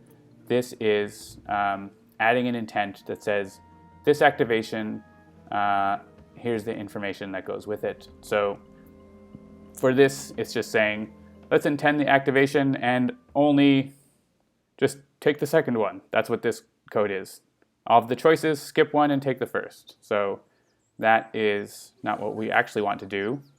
This is actually a callback here that's intended for when the spirit view gets a click or whatever it needs to from the user, we're going to call the thing that got and send in the thing that got clicked. So if you run this now, we're just going to pause on that spot and nothing's going to happen. So let's do that just to make sure that's what we want.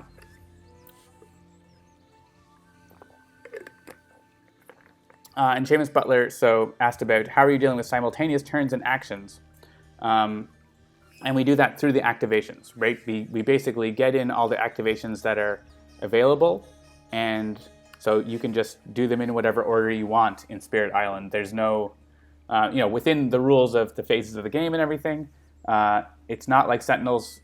So that's important to distinguish, I guess. So if you think about Spirit Island, you also think about Aeon's End or One Deck Dungeon. In those two games as well, there are, so here we're just paused where we want. I'm just gonna have it continue from there when we resume. So in Spirit Island, you can do things in whatever order you want, right? You can play cards in whatever order you want. You can do your growth phases in whatever order you want within that phase. You can activate those powers within the phase in any order between any of the players. That's very similar to Aeon's End, where on your turn, you can prep spells, gain charges, play cards, buy cards, play relics, activate abilities. You can do those in any order, and you might be able to do many of them at the same time, or you have the option to do any of them at the same time. You can still only do them one at a time, so there is an order in what happens, but you're not restricted in the ordering. Similarly, in One Deck Dungeon, you have skills available, all the different challenge boxes. You can do all the different things in the game in different orders, and that's just how it works. And so Spirit Island is very similar to that. That's why we have the same activation pattern where you can have all of those things available to do. You still have to do them in order, but you choose the order, right? You choose what you want to do. Sentinels of the Multiverse is very different. Sentinels of the Multiverse is basically there's one choice at a time all the time. Like, there's always just one choice between a simple thing. So on your hero turn, for example, you go to your play card phase.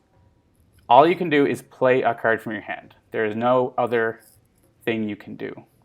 It's not like you can decide to use a power then. You can't decide to discard a card. You can't decide to roll a die, right? You can't decide to do anything else. You can only pick one of these cards and play it, or skip.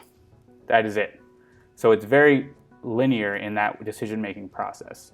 And that's not just there, it's everywhere in the game. So I play a card, say I play Elbow Smash, I play a card.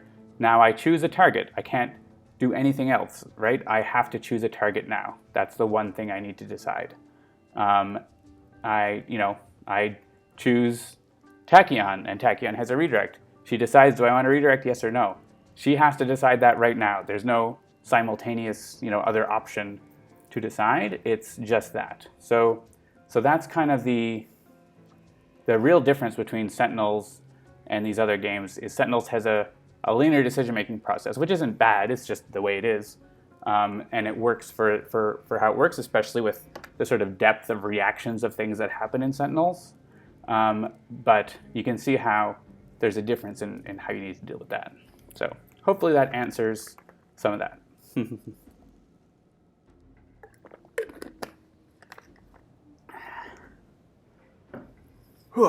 So in the interesting in Spirit Island, there's no turns.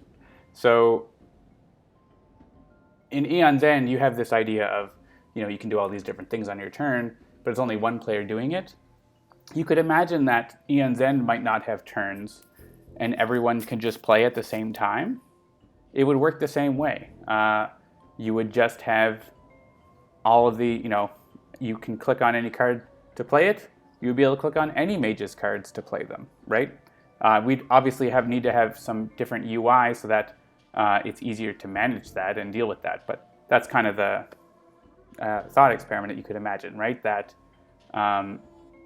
basically you just have all the options available for everyone. So you might think, you wouldn't be able to just click on a supply card to buy it. Probably you would need to drag it to whoever's getting it. So you have some little differences like that, but it wouldn't really make a big difference in the UI if everyone was playing their turn at the same time for that as well. Cool. All right, so what am I doing? We are doing, I turned on the continue game option. This is one thing that if you're making a game, highly recommend having a way that you can set up debug settings without having to change a code file. So you could have debug settings like hard-coded in a file, but then every time you come back, it has to recompile. I can change these settings and say which spirits I want, stack different decks, things like that. And this is just a script that has, it's just a serialized asset or whatever it is in Unity, and then the code picks it up. And this is still early. We don't have tons of stacking everything, but we often add more and more to those debug settings so that we can, jump into a situation really quickly. So we're just continuing the game so that we don't have to watch that intro animation of the invader step. We're just going to load the game and continue right where we were, which is in the spirit phase. And you can see we are, we're handling that growth group activation. And like we talked about, the game loop is just waiting. So let's go and look at that game loop, the actual code that goes with the slide I showed. We want to find update. Right, so here, just like said, is the game over. If it's not, we'll actually turn this flag off so that we don't actually ever come in here anymore. Otherwise, are we ready to go into the next state? If so, we run that coroutine. But otherwise, we call process next intent, and this is going to just check, hey, do we have anything to process? And then we'll do it. So, and process intent is basically doing some checks, and it's going to go ahead and run the activation, give the information that it needs and stuff.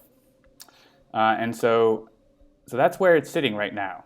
The game loop, as far as the game view controller, is just, it's going into here and there's nothing intended. So it's just like waiting. When are you going to click something? It doesn't know that there's nothing to click. It doesn't care. It's just, once we build in something that gets clicked, this logic is going to work, right? So you could imagine all the code could be in this function, and that would be terrifying to maintain. So don't do that. If you want to change how this logic works, you don't want to have to, affect a whole bunch of unrelated stuff. So let's go and make this work. So what do we want to do here? Activate for select growth group. What I want to do for this is have the spirit view present me those growth options, right? I want it to show me, these are your options. Click on one to do it. And so we need to support that in the spirit view, number one. So we need to have a way to show that. So if we look at the spirit summary panel, I don't know why that's, let's just go to the prefab. So this is a prefab that we instantiate as needed and then set it up with the spirit. And so let's open the prefab. And this is basically an object that is repeatable, and we can just create as many as we want. And it's going to be, it's nice to work that way, because you can, we have more than one spirit in the game. Often we have up to 4, and potentially more someday. So you can see we've got all the information here in the hierarchy. We also have this presence track that you saw on the screen, and it actually had more onto it because it has more information that gets populated from other prefabs as needed. So we want basically something similar to this, where we're going to have the growth options pop up. Maybe not in the same place. I don't know. Haven't totally decided that. Maybe let's put it on the bottom and come in from the side. That's a little different, maybe. We can always change it. So I'm going to create a panel for that. Let's just build the UI a little bit, and Jennifer is in charge of making it, look nicer. We want it to sort of be off the bottom. Why is it not moving? There we go. We want it to be there and probably hang out down here and be, about maybe 400 big. I like round numbers. Maybe minus 170. So that's going to sit there. We're going to call it the growth option panel. Let's look at, so we have the growth options here. We need to show what the growth options are. We also need to be able to choose one. Growth options tend to be, let's go and look at the other spirits too. Growth options tend to be do 2 things. There are different things though. Like vital strength, spread of rampant green has this sort of always one, and then plus pick one. Bringer of dreams and nightmares has 4 different options. Heart of the wildfire. Let's look at all these, and it's nice to see sort of what are the what's the scope of what we're looking to do. Spirit Island Wiki is nice. I can look at the actual card images or the panel images too, but this one, has 4, but one of them only has 1. One of them has 2. There's ones that have 3. Lightning Swift Strike has 3 in one option. So you can see there's a little variety of what we are putting. Ocean's Hungry Grasp has 4 in one here, and then 3 and 3. So that's actually needs a lot of space. Ocean's big, I guess. River Surges. Let's just go through and see if we're anything really wacky jumps out.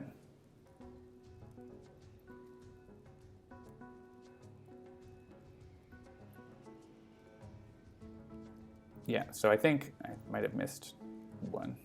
Sharp Fangs.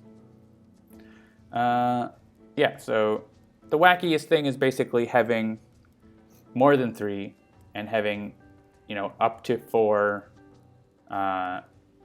items in each one. So we need to be able to show multiple things like that. So I think, we don't necessarily want a grid.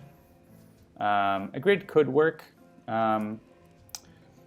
because each sort of element is the same size inside.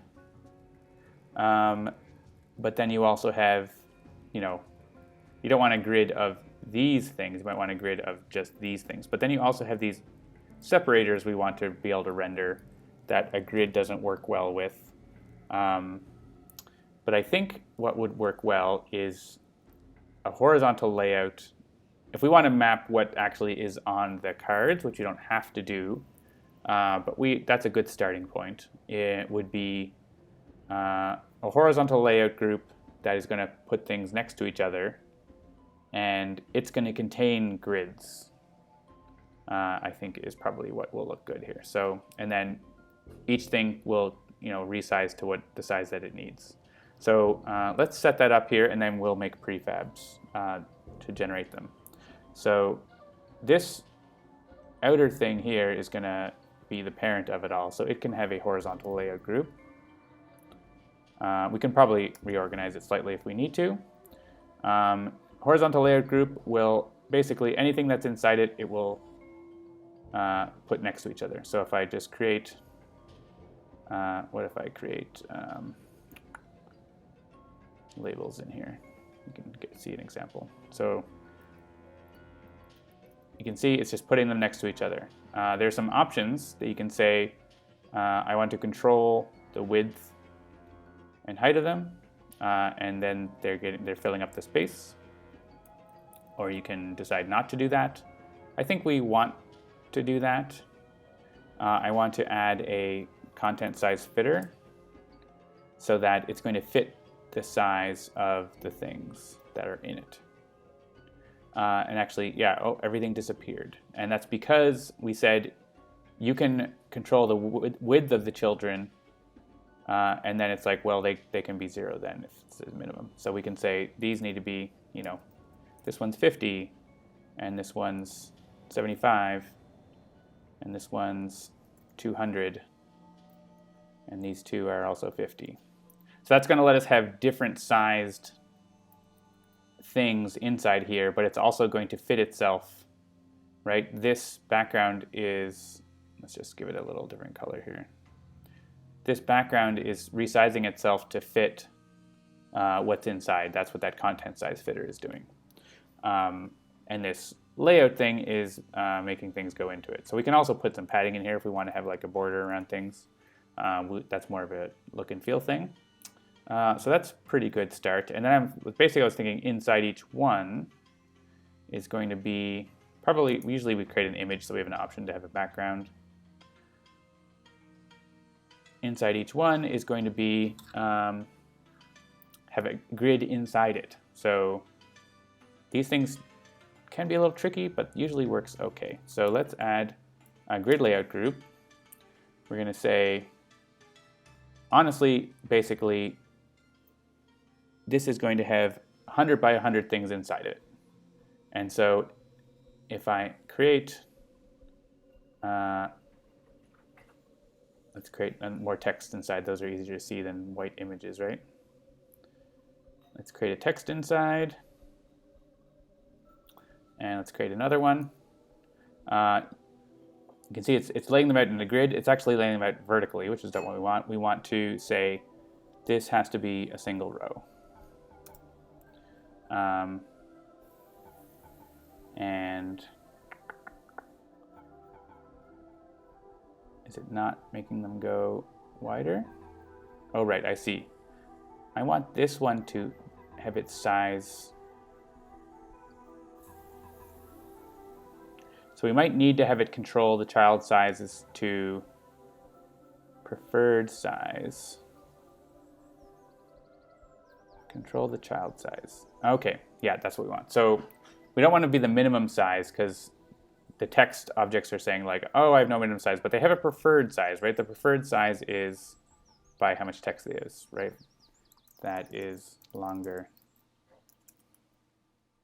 Or say, this one is longer because it has more to say. Now you can see the whole thing is adjusting because this text is saying, oh, I prefer to be this wide. Whereas this grid layout is saying, I want to be, as wide as I have to fit my cells. So if I have more, I'm going to continue to fit more. And we can make sure that this, if you add some padding to this, we can see that this is actually really expanding. Yeah, it's expanding the whole way. Let's just add padding all the way around. Oh. Sure. So you can see this is expanding to fit that grid. So that's working pretty good. The nice thing about, you can just sort of do this live in the editor generally, and it works nicely. So I think we're happy with how this is going to work because each of these is going to be, one of these squares. If we go into vital strength, and they don't have to be square, right? They can be whatever shape they need to be, but the more that there are, if we go to like oceans, we can have, one that has 4, one that has 3, and we can add in separators in between them easily. We can also like put in a little bit of spacing between them. We have basically, we're talking about having 2 of these grids, right? So there's going to be space in between.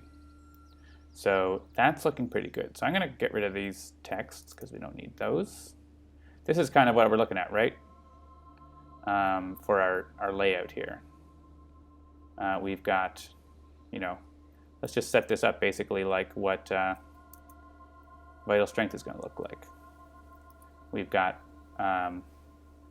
3 grids. Each one has, and each grid could have a little spacer in it too, right? Boop. Like the grid itself has a white background, so you can't see anything. But, the look and feel is the look and feel, but the organization is what I'm concerned with here. And I think that is going to work pretty well. And, if we decide we want these to stack vertically, we just take this horizontal layout group and switch it to a vertical layout group, right? Or we can do anything we want. So we're putting building blocks together here and figuring out the layout of them. But I think these internal building blocks are, we want those to be grids because that's pretty consistently what they need to be. Cool, so what are these called? These are called growth groups. Right?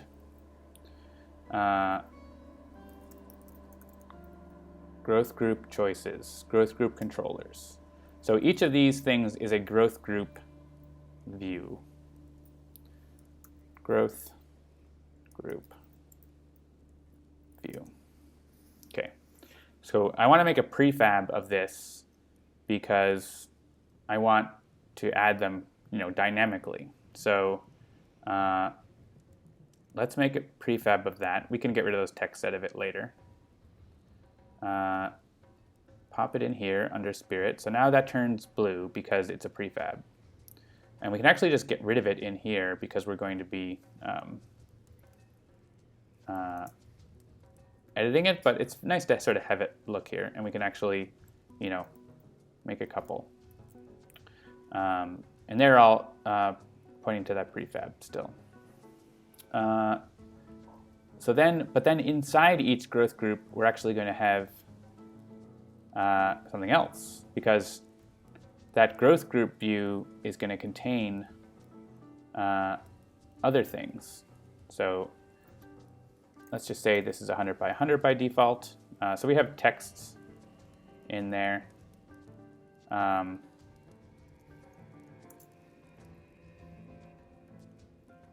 Which we don't need. So this is the grid, right? But it's going to have stuff inside of it. So, and each one of those is called something else.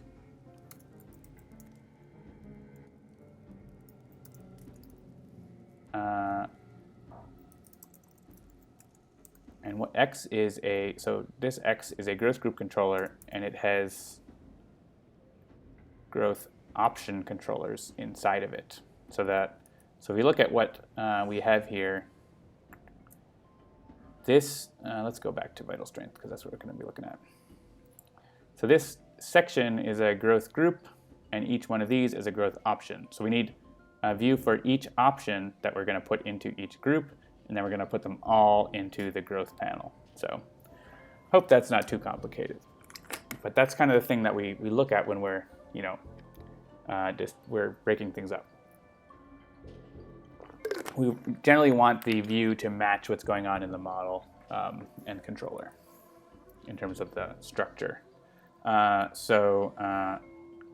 Okay, so let's go back here. So this is going to be a growth option view. And right now I'm just going to put a text on it. We'll probably have images and text and stuff like that. We're just going to make it text-based for the purposes of today. Let's just make it a black text that says something, growth group. And cool, so this doesn't have any script or anything. I'm going to make this a prefab too. Cool, and so now we just have one in there. So if we go back to the Spirit Summary panel prefab, you'll see each of those just has one in there, and they're actually going to start with none, but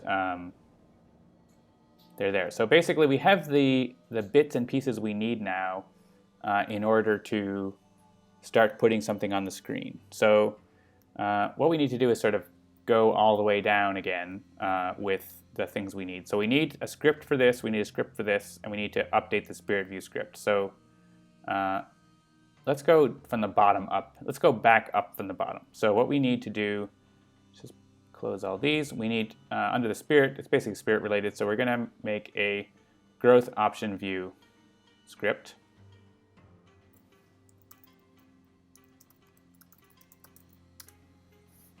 And I'll make a growth group view as well. And then we're going to populate the script. So the option view is very simple. It's the very lowest level, and all we're going to have is a label on it, but for now. But I need to get the right namespace. We have a base view class that we use that has some handy stuff on it that we like to have in most of our controls, like go in front and stuff like that, or get highlighted or things. And so we use that for most of our views here. So that, and I'll just also set up the growth group view with the namespace and so on.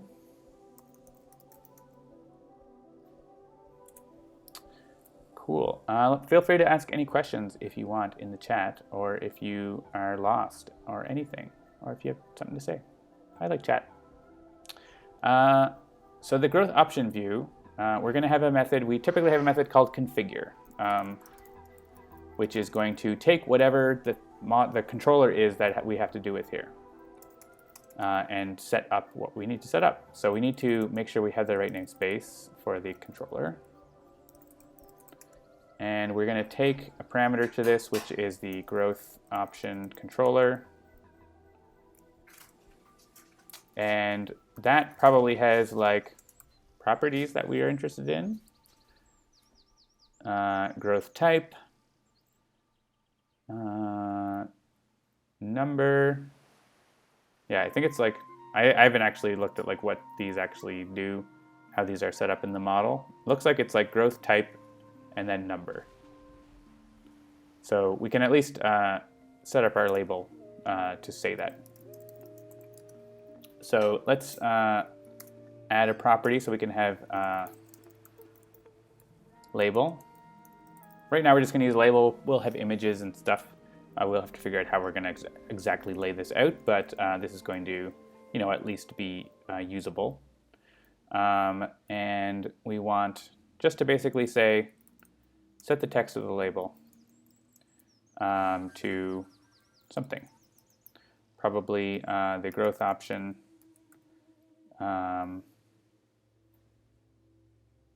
Type.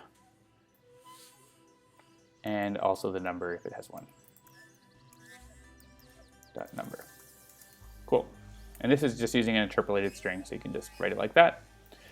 Cool. So that's all our growth option view has. It's very simple. The growth group view needs to create these and put those into itself. So we need to have a prefab link for that, so that we know what to instantiate.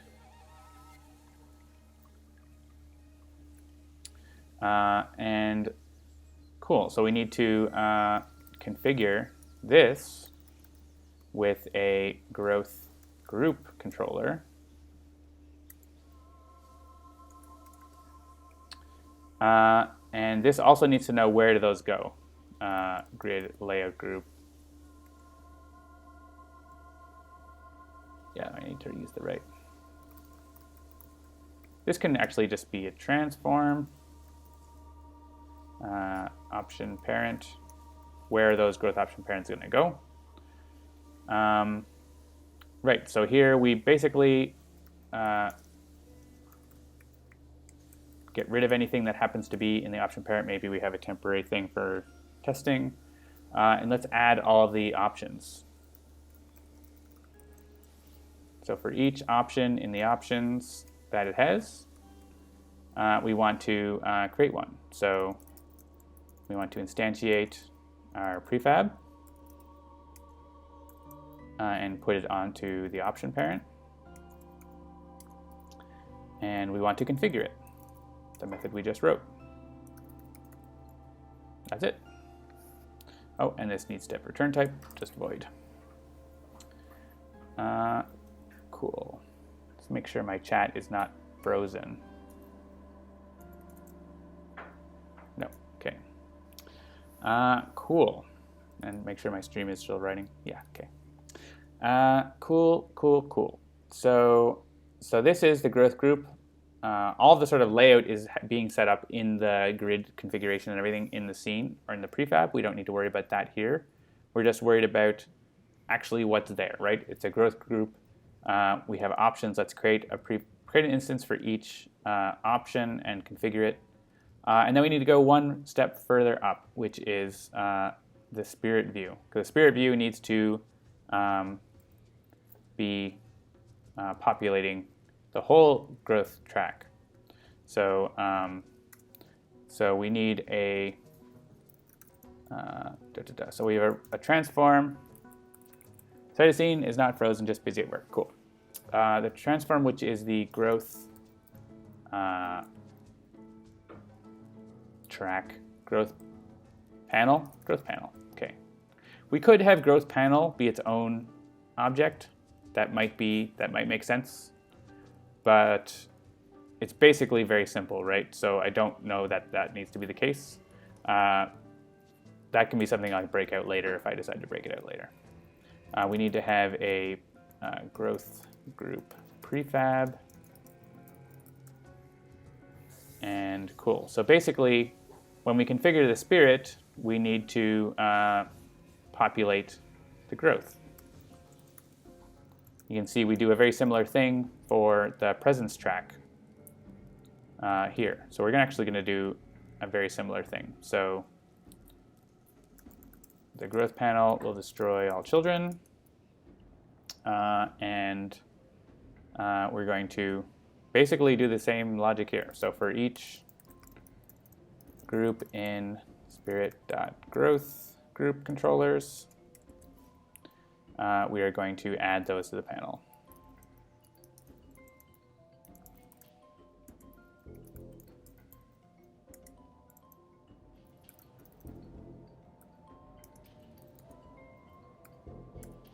And configure with the group. Cool. And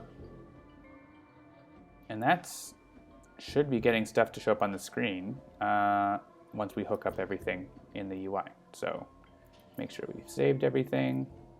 Let's go back and hook up, because we have properties that we've declared there that are all null right now, so it's not going to work.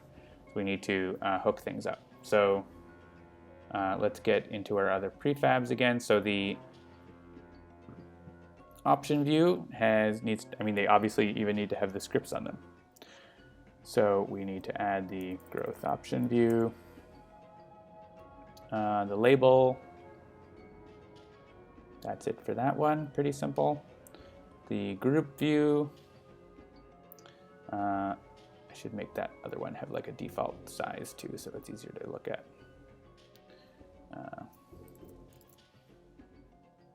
Cool. Its size gets like driven by the grid, but at least the prefab has a size. It doesn't look all weird when you're editing it. The growth group view, you can see it has an option view in there already. That's totally fine. It'll get destroyed to begin with. Later we'll get rid of it to reduce what's going on. This is a growth group view. It has the option parent is just itself. It could be a child later. The option view prefab is here. That's all we need to do with that. And then the spirit summary panel also needs to know this is the growth option panel. So let's go to the script here. The growth panel, maybe I'll just call this growth panel. And we also needed a prefab link there to the growth group view. Cool. And so this is like right now it's got 3 that are just sort of, hanging out. The idea is it's going to destroy all those, so let's see. So this, in theory, should work. Unless I missed something. Cool. So that looks like something happened. Let's just zoom this up. So you can see we've got reclaim cards, add presence 2, gain power card 1, add presence 0, add presence 1, gain energy 2. That looks familiar. Is that the same? Looks like the same. Not as pretty, but can't have everything. Maybe it's a little big. Maybe we'll want to have it up there instead, or differently sized. But those aren't things I need to necessarily worry about today. Today I'm worried about making it functional. So I'm pretty happy that that worked, and we're showing the right things. So a couple of things you might be wondering, like, oh, it's on the screen already, but we don't actually need to see that. We didn't actually tell it to go on the screen. It just happens to already be on the screen. So that's not something we want. We don't want to start off being on the screen all the time, right? There's no need to be seeing that all the time. You'll always be able to right-click or whatever on the spirit to get the full information. But while you're playing the game, that's not something you're really concerned about, your growth phase. You don't need it to be on screen all the time. But you want it to be on the screen while you're choosing one. And so let's make sure that happens. So what I'm going to do is we're not going to focus on making it look good. That's going to be Jennifer's stream. That might be next week or the week after. I'm going to just turn it off. So it's off. And so when we run, it's not going to be there. So let's make it be visible. So I'm not going to do an animation right now, but I'll show you how the other one animates on the screen. This one, we're just going to turn it on. So let's go back to that activation handling, right? Yeah, you can see here for move presence, it does this show presence track, and it's doing this animation to show it. For select growth group, we want to basically, the main thing is show it. That's simple enough. We also want to tell it that tell all the entries on it that they can be clicked. So right now they can't be clicked. They don't have a button. So we need to actually add a button to it. So just make sure this is going to work, that it's going to appear, which is important. Yep, so we got the activation, and so you can see there's a moment before it appeared, and then it did appear. Let's go to that growth option. Basically, you can click the growth group view, right? You don't click each option, you click the group. So let's go into there and make it clickable. And actually, this is a moment where, oh wait, we probably don't want, we might not want this whole thing to be, the root to be where the grid is, but I'm just going to add the button onto this right now, just to save a little time. So I'm going to add, I have a component called multi-image button that will highlight everything that's inside of it.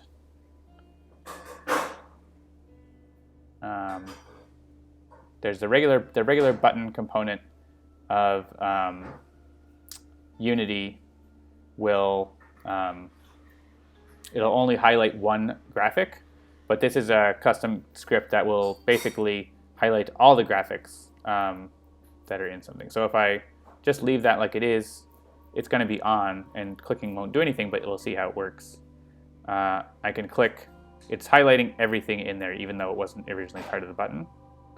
So you can see, oh, and it's actually letting clicks go through to the land. That's potentially awkward.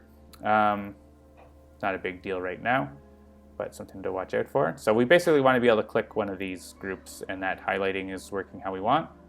So we need to be able to turn on and off those buttons, though, because you don't want to have those buttons be active necessarily. So on the growth group, we want to have a button object, and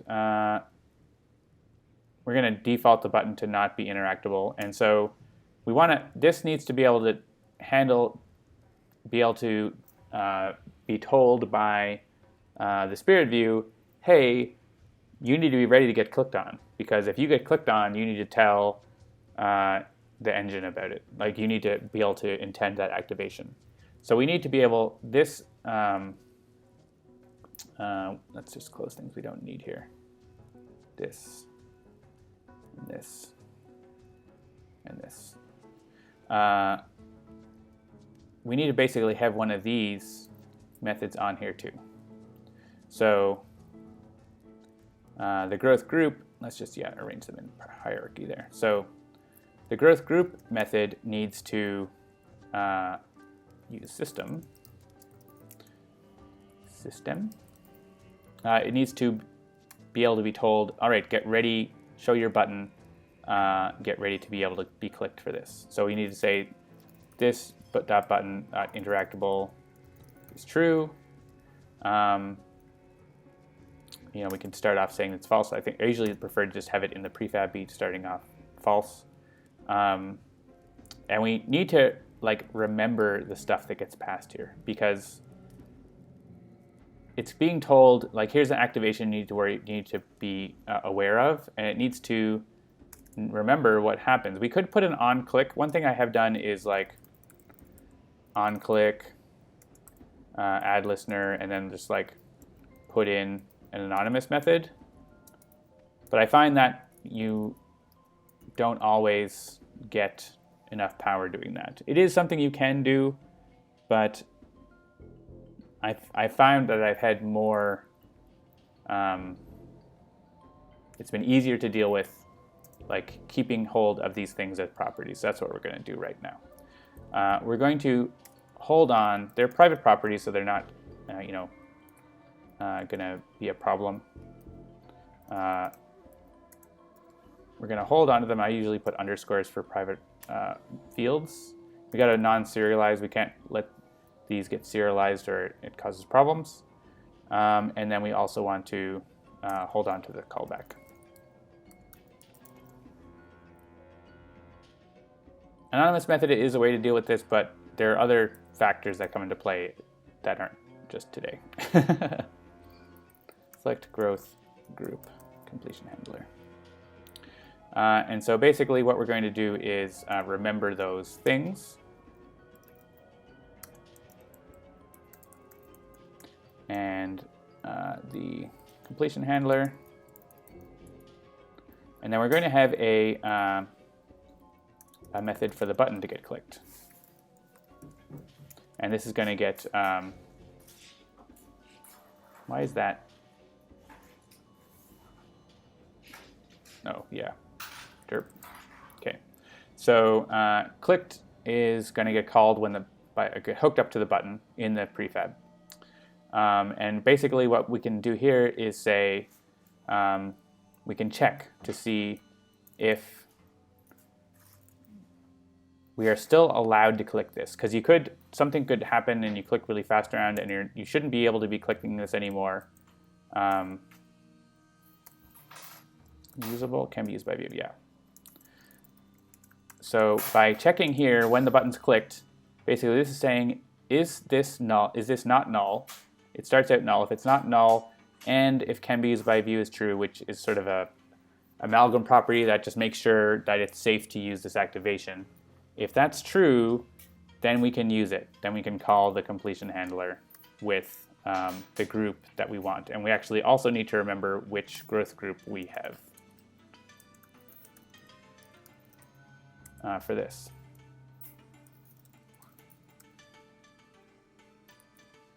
In the configure. So we need to remember like what controller goes with us. This is generally not too big an issue. And so then we just pass in the one. And so you can see this, with the separation of concerns, this view doesn't know anything about what's going on, which is good, right? We want that. We don't want this view to be worrying about the activation handling system or the intent manager or anything like that. We pass it a completion handler and say, call this whenever you want to do this activation. And so it's like, all right, I'll hold on to that and I'll call it at the right time. So when we get clicked, we call it. And that's what we want. So if we go back to Spirit View, we need to actually tell our objects about that. So to do that, we can, so we basically need to tell our growth group views, we need to call this on each of them. And so what we need to do is, so we want to remember our things. So it's going to be similar to this dictionary actually, so I'm just going to copy this. We're going to remember our growth group views. This sort of stuff, gets built up as we build all these interactions. So you might be wondering, why are you bothering keeping a dictionary of these? You could just like look up using find components in children or whatever, and you can, but it just ends up being like, it's harder to use and it's also a little slower, and it's just like, I'd rather have a quick lookup like that. So here we can just like remember that we have this view for this. And here we can clear it too if we end up getting reconfigured. So now when we're looking up, we can just say for each group, for each. Comes in handy having a dictionary like that. In the activation.groups choices, we can just find the view directly in our dictionary and tell it to activate for select growth group. And, completion handler. So this spirit view doesn't really need to remember this activation or completion handler. It's only within the growth group views that they need to remember it. So I don't think we need to do anything more than that. So with this, we need to hook up the button in the prefab, I think, to the clicked handler. But I think we're ready to, this should work now, because this, we're all the way back here, remember, this is calling this on the spirit view, and now this is calling this down on the growth group view and making the button interactable, and then we're going to come all the way back up to here and intend the activation right here. So when we click on it. So let's go, let's just make sure that's saved, and let's hook up the button. That's important. And try it out.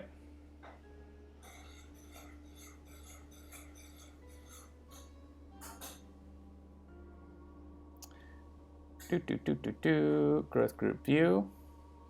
We have a property for our button that we need to hook up, even though it's on ourselves, then we don't need to be looking it up all the time. I'm going to make this not interactable by default. I usually disabled color on these sorts of controls, I just leave it as the same because it's not clickable, but it's also not highlighting. So those are things that we deal with a little bit more later anyways, but we need to put an on click. So this is where we could dynamically add the on click, but that can get a little messy. So doing it this way is a little more easier to deal with. Clicked.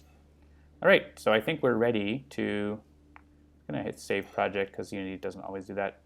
We're ready to see what happens. So those buttons start out non-interactable, but now they are interactable, so that's good. And I should be able to click one. Let's click the add presence, the one that goes add presence to, and it'll highlight the whole island, so that'll be obvious. Reclaim cards won't do anything, but that's fine. So I clicked it, and the whole, we got to our, we did a gain energy, and we are adding presence. So that worked. You might be like, wait a second, that's still there. Well, of course it's still there. We didn't tell it to go away. We didn't tell the buttons to not be clickable anymore, so we can keep clicking things. But, oh, I ended up clicking a land underneath. But basically, luckily, like, so one of the reasons we put in that protection here unclicked, this is no longer becoming true, right? Because it's no longer usable by the view, it's finished with. But we also need to clean up. So we're not handling the deactivation, which is something that also comes in. So we can get rid of this. We now can click on the thing. We need to handle the engine saying, you can't do this anymore. And it's not necessarily the case that just by clicking on something, that means you can't use it anymore. The engine needs to specifically say, you can't do this anymore, because maybe you can do things more than once. Like in Eon's End, you can buy a charge, and then you can buy a charge, and then you can buy a charge. As long as you can pay for it, you can use that same activation multiple times. So you need to, the engine needs to tell you to turn it off. You can't just assume it's going to be turned off. So that's what we need to handle here. And so in the activation view, corresponding with activate, we also have deactivate. And this, whoops, these all have a base implementation. The base implementation automatically handles highlighting and stuff like that, or hints. It handles extra stuff that all activations can just sort of benefit from. So that's why we always call the base class here. Deactivation is usually going to be a pretty similar call to activate, but we just end up calling deactivate on the object instead. But sometimes it can be different. So here we're, once again, finding the spirit view that goes with it. And then we're just going to call deactivate, which we haven't written yet, but we will write it in a second. And that's just going to take the one parameter, which you don't necessarily always need, but it is, it could be information that is needed by the view. Like maybe there's more than one activation on there of the same type, and you have to decide which one. So we're going to add a method for that, and maybe you're doing something different depending on what type of activation. So we just set it up with different methods for each type of activation. Sometimes that's a little verbose, but it's not so bad. More of a preference thing, I think. So here, the deactivate. We're going to do the same thing. We're going to hide the panel, and this, that's going to be animated. But right now we're just going to hide it. We also need to tell the things that we need to tell our group views to deactivate, because they're the ones that have the buttons that are lighting up and stuff, right? We need to make sure those clean up as well, and so we're calling the similar method on those, which we're going to implement here. So it's the same signature as that. And basically, we're just going to clear these properties to make sure we're not holding on to things that we don't need to anymore, that were not going to be useful. And we're going to turn off the button. So before we go with this, I'm going to comment out this line. So we should see the buttons getting disabled. Should make sure that that is going all the way through down to these. That's important. So let's just make sure that happens, and then we can also turn on the thing that's disabling the entire view and see that happening.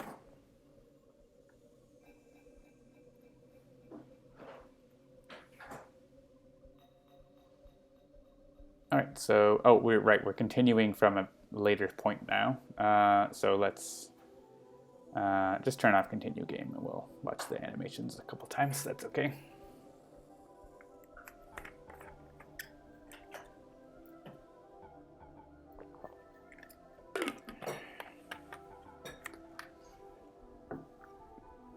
This is probably going to wrap it up after this, so if there's any questions, get them in now. Ooh. All right, so let's pick the third growth option here this time. So we click on that, and look now, these buttons are disabled. They're not responding to highlights. They're not responding to clicks. So we are getting into that code that we wrote. And so for the final bit for today, we're just going to make sure that growth panel goes away, because it doesn't need to be on the screen when it's not there. And it's possible we might, this is obviously going to have some animation to it. It might, have a little extra flair saying like, oh, you're gaining energy. I'll highlight that gain energy one that you clicked on, that sort of thing. This is more sort of to show you what goes into what might be just, oh, it's a simple button. There's actually can be a lot to it. And it's really like, you don't have to build it in a principled, architected way if you don't want to. This could be like all being done in one monster function in GameView controller, and it would be the same amount of work, but really difficult to deal with as a maintenance and as you continue to grow the code base. So it makes a lot of sense to be building your stuff in a principled way, and I want to show you that. So you can see here, I clicked on that, the panel disappeared, and we are into, our familiar sequence of doing those growth options. So yeah, so that is what's going on. I feel pretty good about that. We basically implemented choosing a growth group, which we didn't have. And so now we can do that for any spirit. It obviously isn't specific to that spirit. It'll work with anything. There's still lots of visual polish that we can do to that. That might be something that Jennifer gets into next time. How do we make that look nice? Might get into some other visual stuff. But yeah, that's some UI interaction work here. And of course, we're not done until we commit our code. So let's go to Tower. And this is our changes. We'll review our changes that we made.